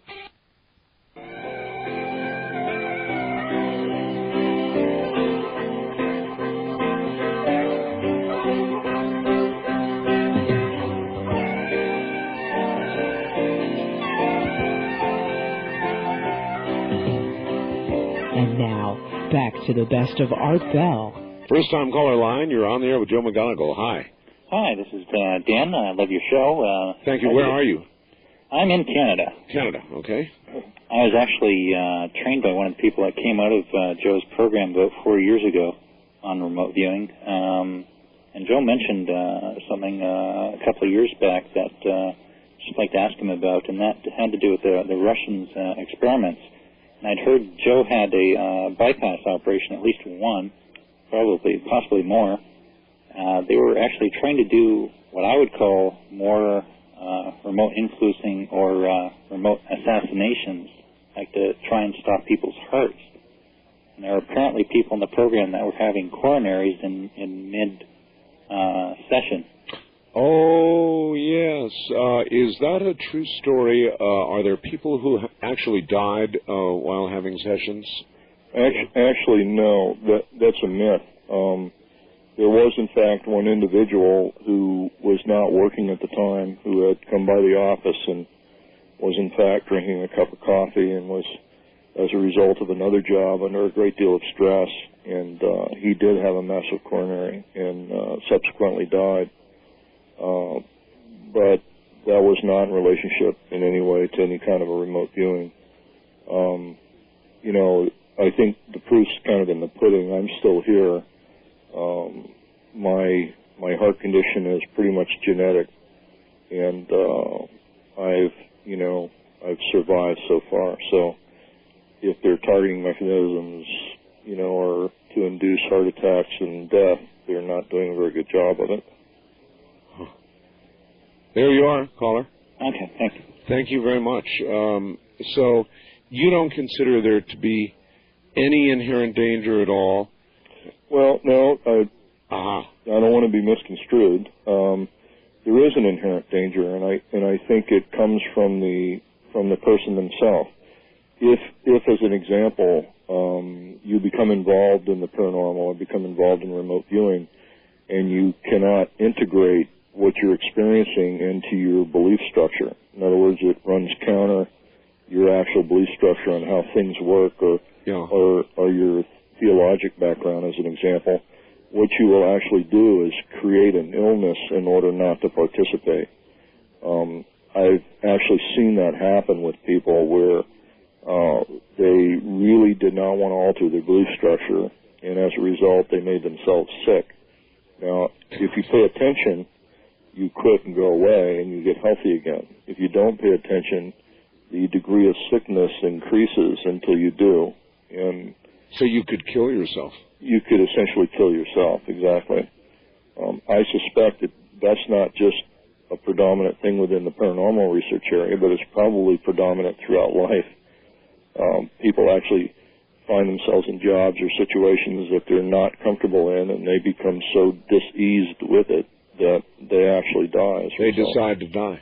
Exactly. There are many, many cases, of course, of people who, once their mate is gone, make literally a conscious decision to die, and they absolutely. They Perfect do. Example, Art. Perfect example.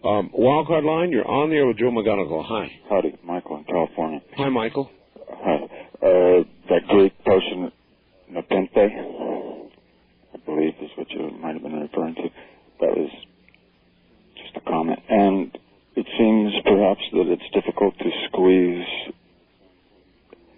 certain things into higher consciousness provoking situations like psychedelics or or remote viewing where it can't be used negatively because that's a condition of that dimension in which it works? Well, let's ask about that. Joe, I like to be brutally honest with people, and I don't know that I believe that. In other words, remote viewing is a talent, a natural ability, a developed ability, a sharpened ability, and I think, like most forces, that if I had to guess, I'd say it could be used for good or what some might consider a negative target. All the evidence points to the fact that whether you consider something good or evil has no effect whatsoever on the ability to remote view. So conceivably, someone who has a lot of ill intention or who is very destructive by nature can be as effective a remote viewer as someone who is not, who is more inclined to the positive or constructive. I think what's important to understand is that remote viewing is a tool, just like eyesight or smell or taste or anything else, in that we all use our capabilities, our talents, or our tools in a either destructive or constructive way, and that's pretty much up to the individual. Yeah, that's an answer I can sure buy into. East of the Rockies, you're on there with Joe McMoneagle. Hi. Yes, I'm calling from Pittsburgh, Pennsylvania. Pittsburgh, yes, sir. Yes, and I had one question. In all paranormal research in parapsychology, psychic phenomena, UFO research, etc., over the years I've known some pretty good scientists who have been interested in this work, and they all find tremendous opposition, not because of the work, but even if they make a suggestion or set up plans to do research, there is tremendous opposition from their fellow scientists and from other people just to prevent the work from even being discussed or done. Why is that? Well, there's a lot of reasons.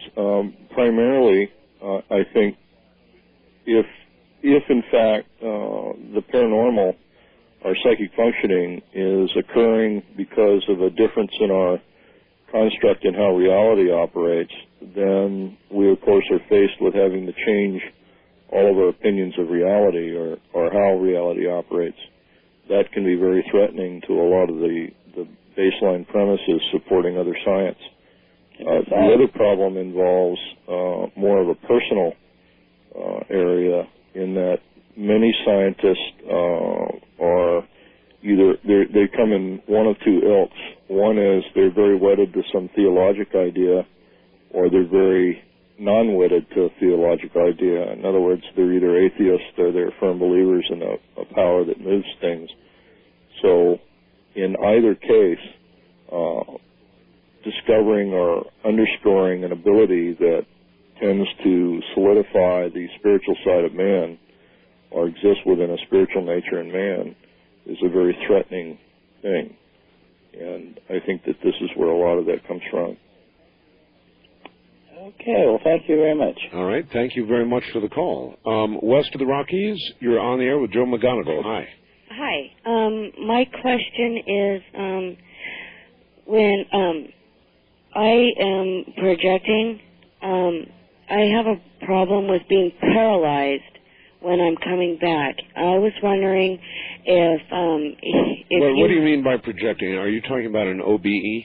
Yeah, like an out-of-body experience. Yes. My whole body and mind goes to where I'm looking. And when I'm like in a sleep and I become paralyzed, and the more I fight it, it's like the more I become paralyzed. And I was wondering if he has the same problem. Well, actually, that's real easy to answer. In part of the prelude to actual sleep, or to the processes of the body going to sleep, there is a disconnect that occurs where you mentally are wide awake and functioning, but you're disconnected in a sense physically from the rest of your body. and it translates into a form of paralysis where you think you'd like to move your arm, but it won't move, and that sort of thing. And that's a very normal occurrence, and it occurs with everyone who can retain consciousness long enough as they're going to sleep, or retain consciousness early enough when they're waking up to notice. Joe, we've done extensive talking on this program about out-of-body experiences. The Monroe Institute, and on and on and on and on. A lot of guests on the subject. I've got kind of a funny story.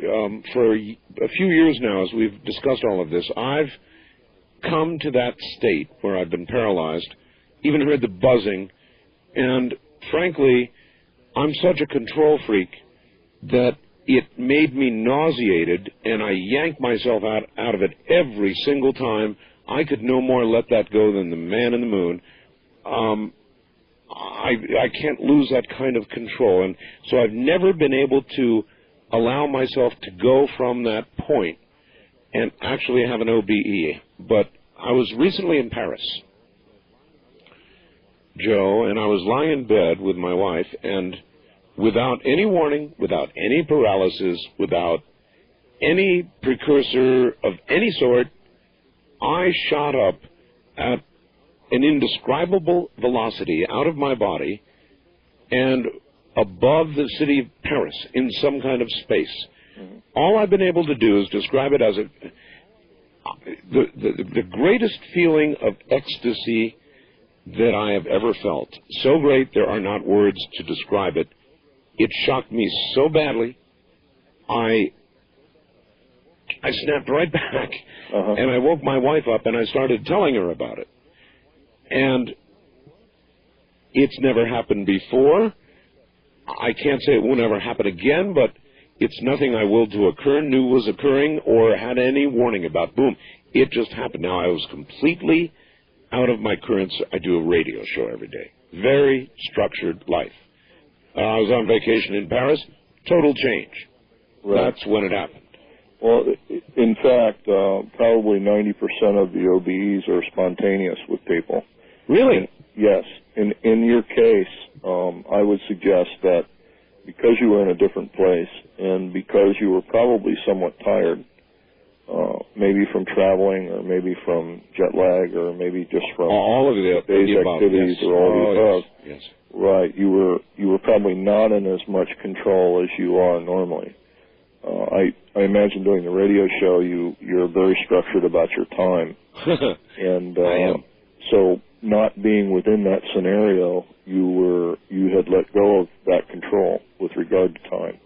All I can say is this. I know what a dream is. I've had them all my life, and I've loved many and hated many flying dreams. But always when I awaken, I say, man, cool dream. I'm absolutely aware. I'm saying all this so that the people understand that what I had was no dream. What I had was utterly, completely different than any dream I've had in my whole life. It was not a dream. Something real happened to me. That's precisely the way you can tell when someone has honestly had an OBE versus a lucid dream or something that's very similar. There is no other context. It is most definitely an OBE, and it's not like any dream that anyone could ever have. When somebody has an event like that, are they in the same realm that remote viewers use to discern the information they discern? Generally speaking, I would say no. However, there are people who could be considered remote viewers who are in that realm simply because they're having their OBE within the confines of a remote viewing protocol.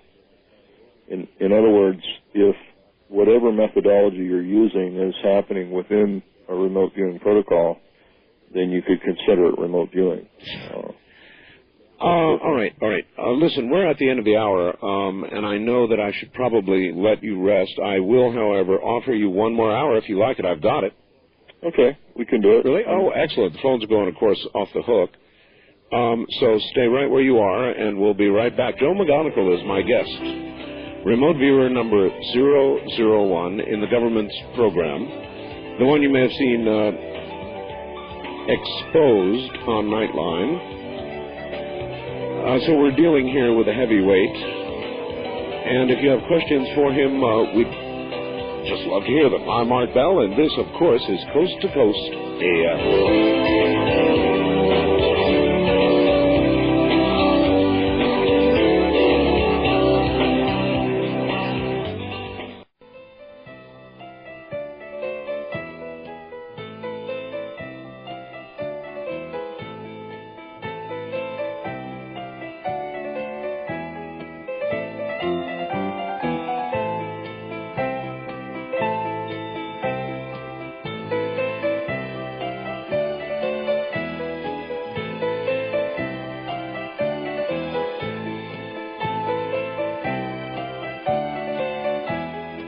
And now, back to the best of Art Bell. It was about a year and a half ago that Linda Moulton Howe, well, actually, that I began getting reports of frogs that were dying. Do you remember that?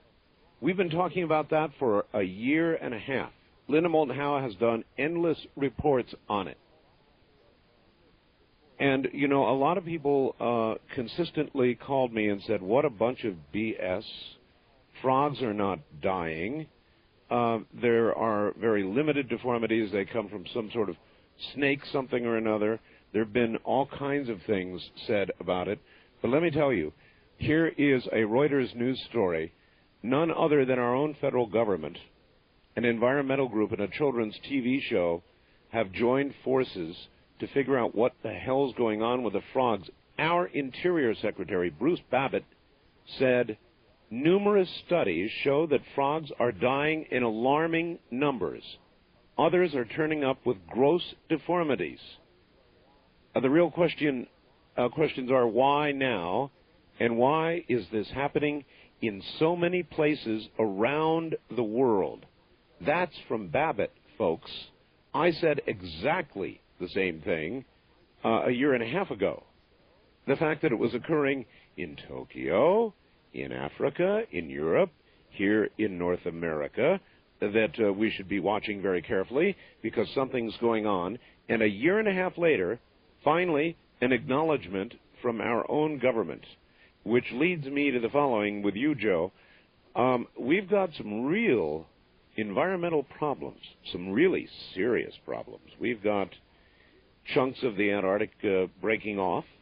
We've got apparent warming going on, controversial, political, but it definitely seems to be occurring because known ice fields are in specific retreat that they can measure. We've got some ozone problems. We've got a lot of problems, Joe, and I wonder if you know anything about where that's leading. I agree. We do have a lot of problems, and I think we're guilty for causing quite a few of them. Certainly with regard to atomic weapon testing and whatnot over the last 50 years, we've spread enough contagion around the planet that it's having an effect. In other words, I think we've thoroughly crapped at our nest, and now we're paying for it. With regard to a lot of these things, however, they could also be major cyclic changes that the world or the planet goes through on a normal basis. And because we're in a period of time when we do have such intricate communication ability and you know, we can exchange information so readily, we may be now noticing them for the first time. But is there anything in remote viewing itself, in looking at the future, that would suggest which is the case? Oh, yeah, certainly.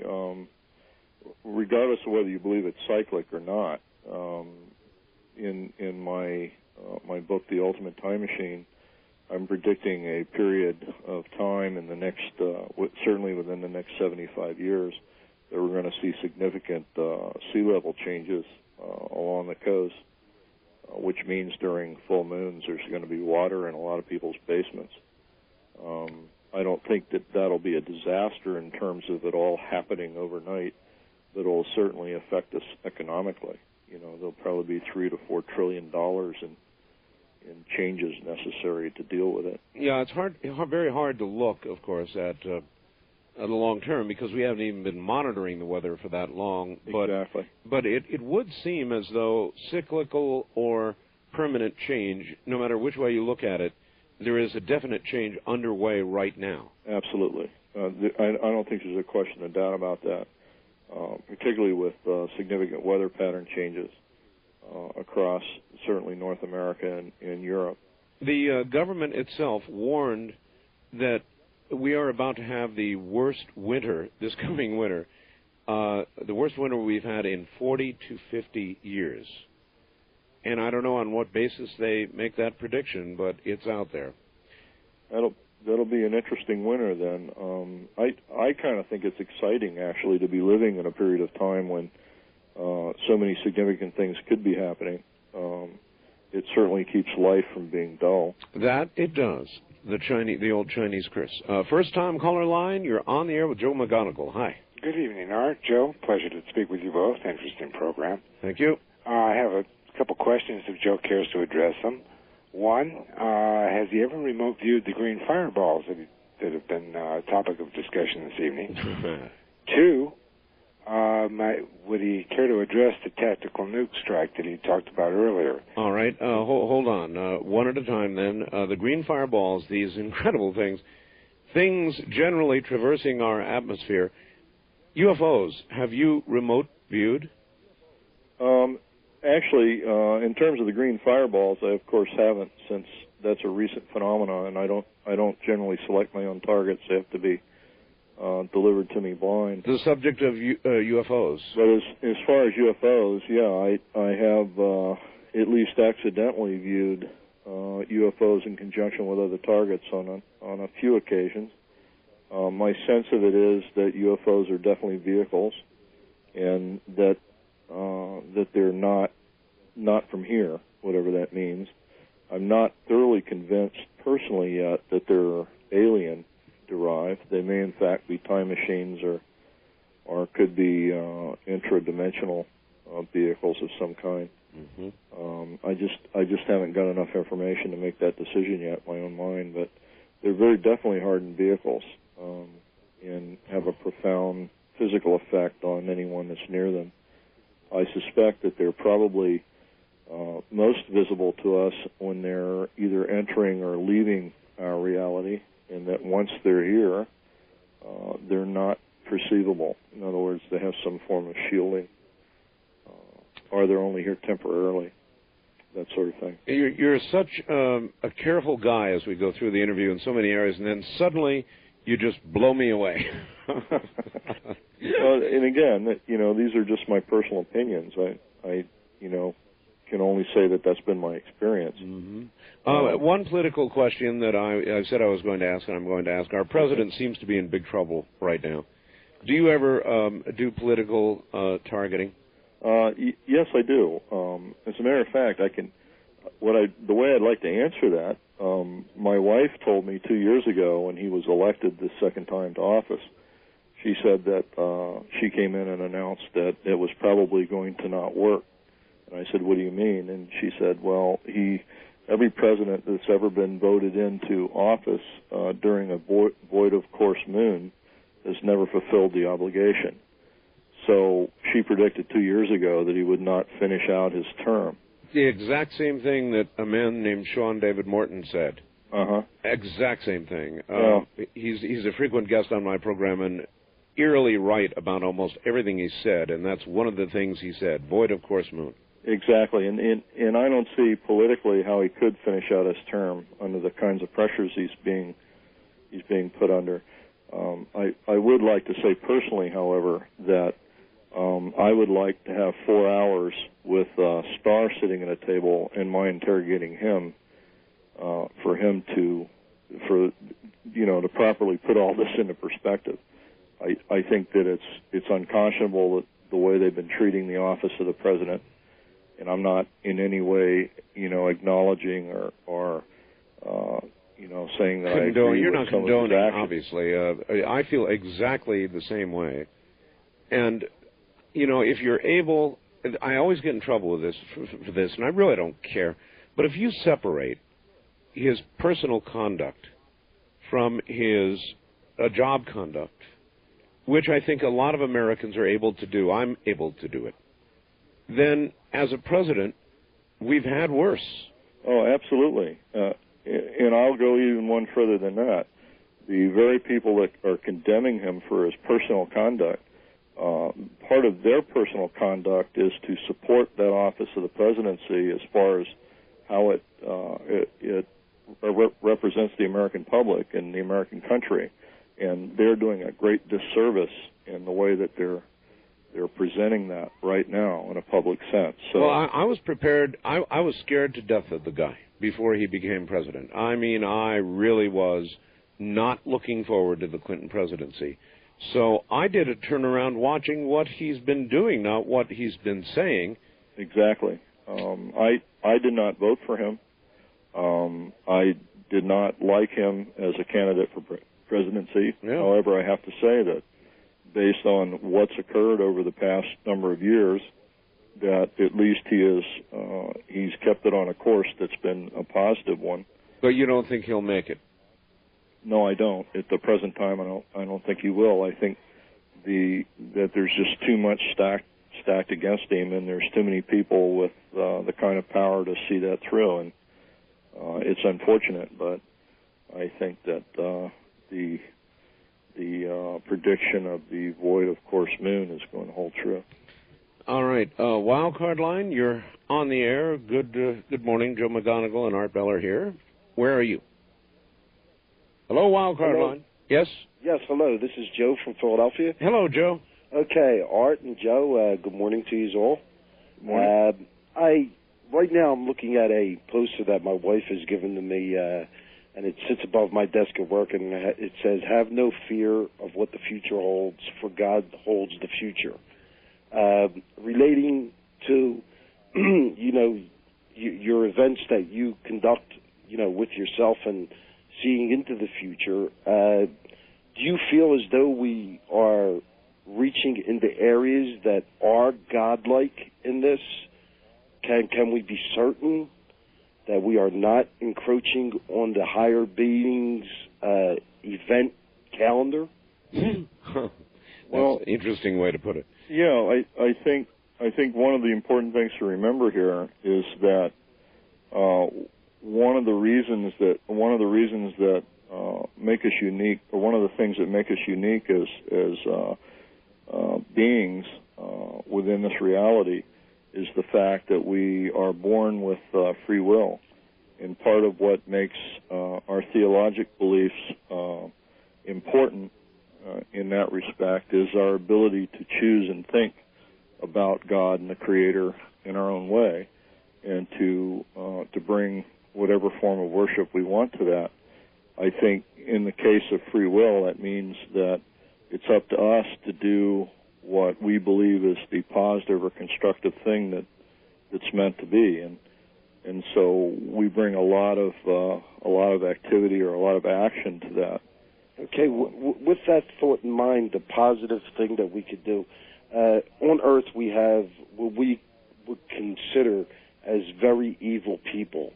An example would be a Saddam Hussein, and if we have the ability to know where he's going to be and what he's going to do, wouldn't it be beneficial to mankind to more or less exterminate or eliminate somebody like him? Well, the problem you run into when you start considering these kinds of things is you have to take into consideration the stability that he might bring. As bad as the context might be that it's brought in, he does bring a relative degree of stability to that region, and may in fact be the buffer that is preventing an all-out war for power in the northern area of Iraq at the moment. Certainly, if he was to be eliminated, there may not be a strong enough person to take his place, which could result in an invasion of Iraq by some other country, and all-out war in the Middle East, from which tens of millions of people would suffer, severely. So, those decisions are really hard to make, and I, for one, don't like making a decision about the life or death of another human being. in that regard. I would much rather try to work with what's available and try to make things positive that way. But if he would have this ability or this knowledge, this capability that is available to you or to other people, don't you think that he would use it in an adverse effect on, mankind, as he has done with any weapons that he has available to him? Oh, I'm sure he would, because he's basically a nasty person. I mean, he's a very negative, very destructive kind of individual, and he certainly has only one motive in mind, that's his own. However, there are a lot of people that live on the planet that are just like him, that have no power simply because we don't give that power to them. Mm-hmm. And so over time, I think we're diluting his power base, and he could have whatever access to whatever weapon system he'd like. He just will simply lose his power base altogether and eventually go away. All right. East of the Rockies, you're on the air with Joe McMoneagle. Good morning. Hello there. Hello. Yes, sir. Hi, this is Ron from the Philadelphia area. Yes, sir. 1210 AM radio. Yes, sir. First of all, I wanted to ask Joe, where do they get the target coordinate numbers from? Well, this, again, there's a lot of myth about coordinates. Way back in the late 70s, early 80s, they used coordinates simply because it was a cheap method of getting someone to a target versus using an outbounder. And those coordinates were actually map coordinates. An outbounder? I don't know what that is. An outbounder was originally, in the original use of remote viewing, they would actually send a human being to the target. Oh.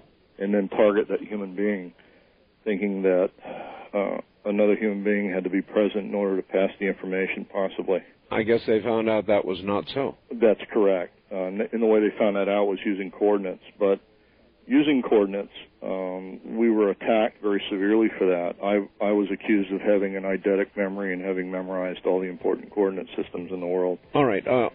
Very important. We're coming right back to it as we round the half-hour mark. I'm Art Bell. This is Coast to Coast AM with Joe McMoneagle.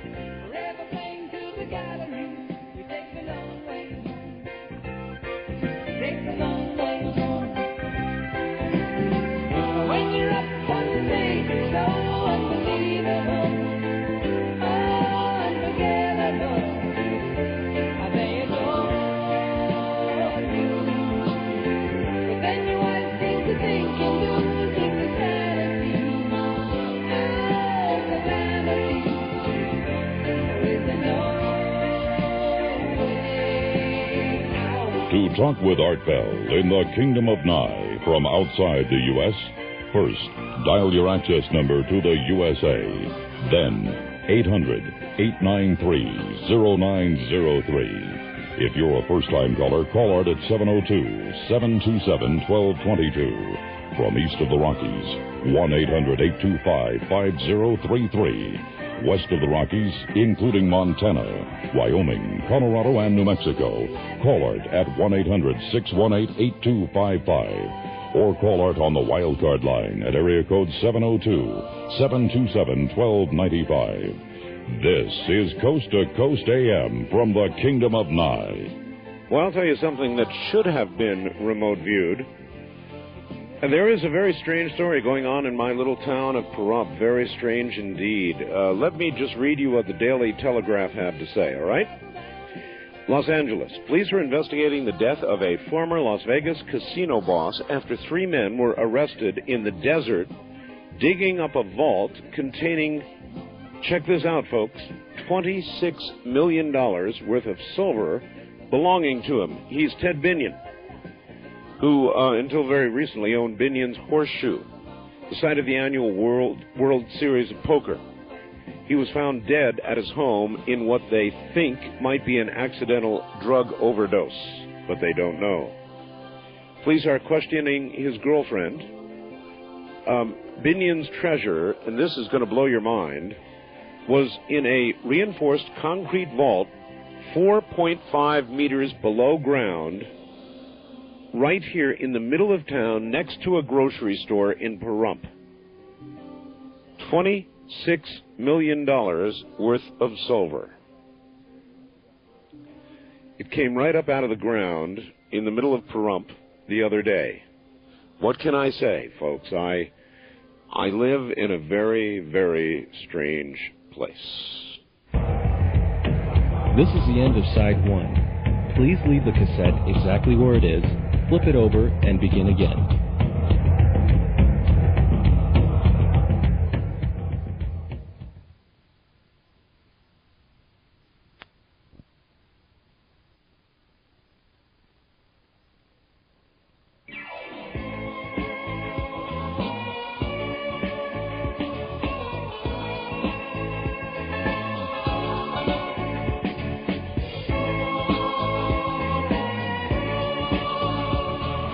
From the Kingdom of Nye, Coast to Coast AM continues with Art Bell.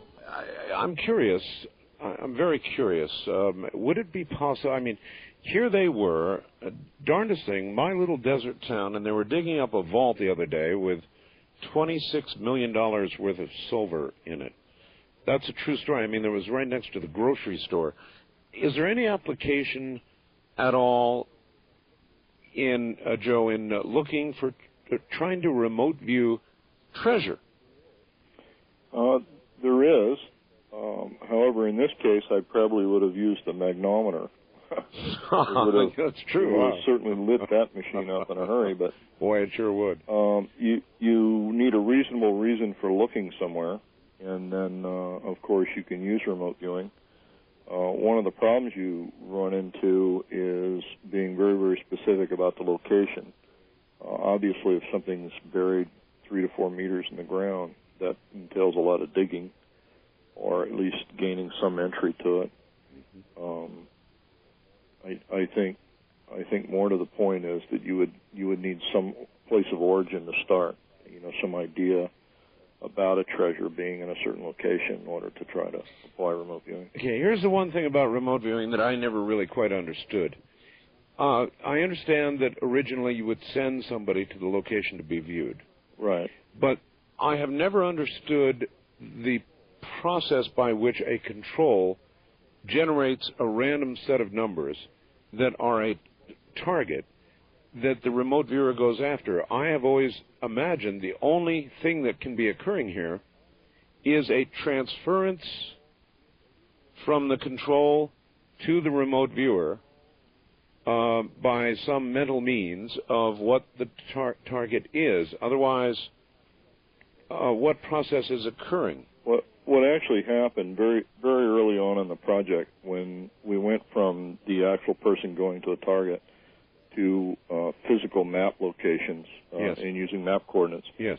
For obvious reasons, that wasn't going to work for skeptics. So we started putting those coordinates into sealed envelopes. The difficulty we ran into then is in dealing with subjects who are new to remote viewing.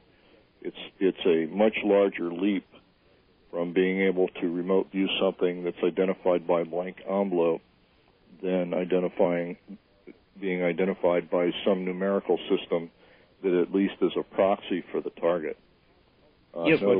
But a proxy. Oh, you mean a specific proxy for the target, like longitude and latitude? Right. Only in this case you invent a set of numbers or letters. Yeah. Well, that's where I fall off the cliff with this. Well, in other words, the only thing that can be occurring once you've gone to random is a transference. Actually, none of that. What the actual targeting mechanism is, that at least what we believe it is intent. It's what everyone has agreed to as the intent of the outcome. That gets you to the target. Now, having said that, I need to go back and say that you can't take what I just said and apply it within a training scenario. because when you're dealing with someone, you're trying to convince can target something with basically just intent. That's a piecemeal situation. You have to walk them to that belief. So you start out by targeting them on targets that have at least a proxy targeting mechanism, which would be a set of coordinates, whether they're invented or otherwise.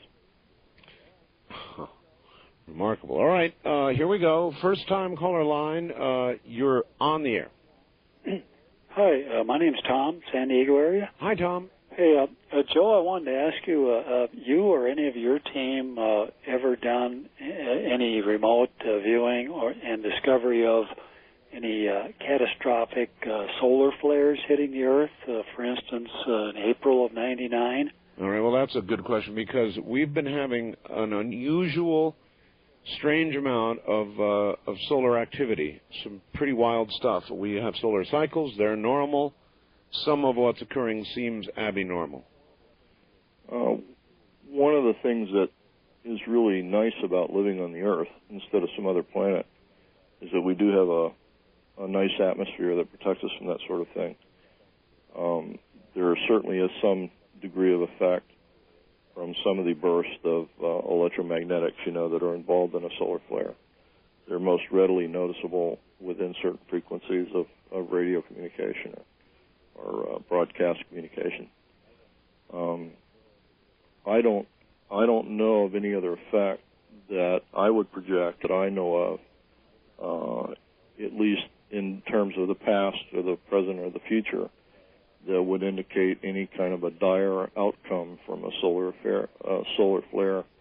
Okay, there are Israeli scientists now who believe the dinosaurs were not, in fact, killed by what's known as a KT event, but rather by radiation, sudden immense amounts of radiation.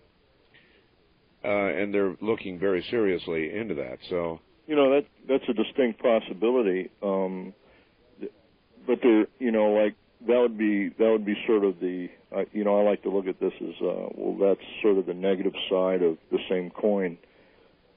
In looking at a positive side of that coin, you might say that one of the reasons why mankind evolved faster and better than some of the other species that we coexisted with is because the intense radiation from one of those flares might have caused a genetic change in our brain's makeup that caused us to grow additional cells. Or they may have died, so we might be here. Exactly. Yeah. So, I always try to look for the constructive first and then deal with the negative later. Yes. All right. Wildcard line, you're on the air with Joe McMoneagle. Hi. Hi, Joe. I was wondering if you ever remote viewed who built the pyramids, and then there's other structures, these Nazca lines in Peru, and these temples in Cambodia. They all involve heavy stone structures, and they align to constellations. It's a very good question. I would imagine it would be an irresistible target. Everybody wants to know how the heck the pyramids were built. That would be something that could be remote viewed, could it not? Yes, in fact, it's in the Ultimate Time Machine as a past viewing, and I actually did the remote viewing, and it was a double-blind scenario in 1983. And what I had was essentially a vision of a large placid lake, and they were using the surface of this man-made lake to create a perfectly flat engineering plane, and they were using the water to lubricate a certain kind of saw to level the stones in the first 2 or 3 layers of the pyramid. Really? They use large rafts to move the stones, and I saw a formal dock area and that sort of thing.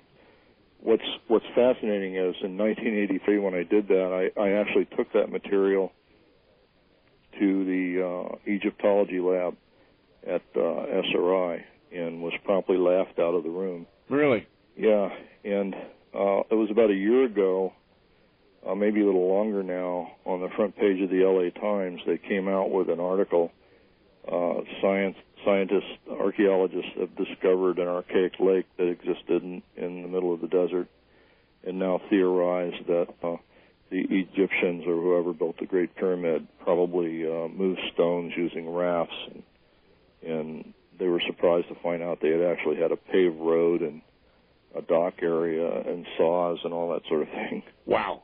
And I can't help but think if just one person had been open to remote viewing in 1983, they could have said, well, if this is correct, then you can look at a topographical map and see where that lake would have had to have been, hypothesized where the edges of that lake would have had to have been to do that, and you could have gone there and discovered that, 17 years earlier or whatever. That wasn't done because no one had an open mind. I have an article here which came from the Electronic Telegraph entitled Remote Views, CIA Signed Up Psychics as Spooks. And they're talking about Dr. Puthoff and the beginnings of all this, and apparently they told him there was increasing concern within the intelligence community, the birth of all this, about the Soviet interest in parapsychology. They asked if Dr. Puthoff could arrange for a demonstration of Ingo Swann's abilities. The results of those experiments, in which objects were hidden in boxes, impressed the CIA sufficiently to commission Dr. Puthoff to set up a more detailed study. If remote viewing were to be of any intelligence value to the CIA, questions such as how far away the site could be, whether a sender had to be present at the target site, needed to be addressed. Now, is that essentially an accurate description of how it all began? Yes, I would say it is. Absolutely. You have lived through some interesting times yourself, haven't you? Yeah, of course. We've done some very interesting targeting over the years, and some of it's worked very well and some of it hasn't worked at all. I think the thing to remember is that we really don't know a great deal about how the information is transferred. We know something about what affects it, and we also have some degree of knowledge about how it might be improved to a certain extent. But in terms of its consistency, it still suffers. In terms of its accuracy, it's very, very difficult to determine accuracy prior to post-hoc analysis of the results. So, it leaves a lot to be desired, but I think what's important to state is that you can absolutely be assured, based on 25 years of research, that psychic functioning is real and that it's within the human capacity. Oh, I believe that without hesitation. East of the Rockies, you're on the air. Good morning. Where are you, please? I'm in Tennessee, Art. This is Roger. Yes, Roger. I wanted to ask Joe if he's remote viewed the Y2K problem. And a question for you also. All right. Yeah, really good question, actually. Y2K is coming up quickly, and I've had a number of guests, Joe, very knowledgeable, and it's backed up by things the government has said, even the president. This incredible thing that's coming toward us, a fixed date that could account for a collapse of a good part of society, civilization as we know it, power grids, banks, commerce. Is it going to be a major event in 2000 or not? I think absolutely it's going to be a significant event. One of the things that I say in my Ultimate Time Machine, I say right up front in the forward that I specifically don't address the Y2K problem. And the reason I don't is because we know about it, and it's real easy to hypothesize exactly where the problems might fall. In other words, it's so obvious it doesn't need remote viewing. Exactly, and I think the serious problem, there's two serious problems here. One is the total disregard for the fact that it's going to occur. I think a lot of people just, quite frankly, think someone else is going to take care of the problem. I know. And so they don't address it. The area of concern, my concern, is more of a social one than a technological one. Yep. I think technologically we can solve the problem, and it'll take time. Yeah, but that's socially, what I was wondering about. We have a serious, serious problem socially, in that over the past 50 years we have essentially developed a whole new managerial level within government, without, where people make decisions based on computer runs and whether or not the right columns filled in, and they no longer make those decisions based on intuitive gut feeling or instinct.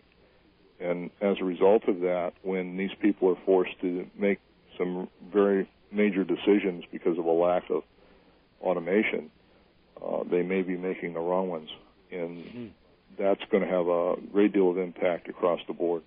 I'm afraid I agree with that as well. Caller, you had something else?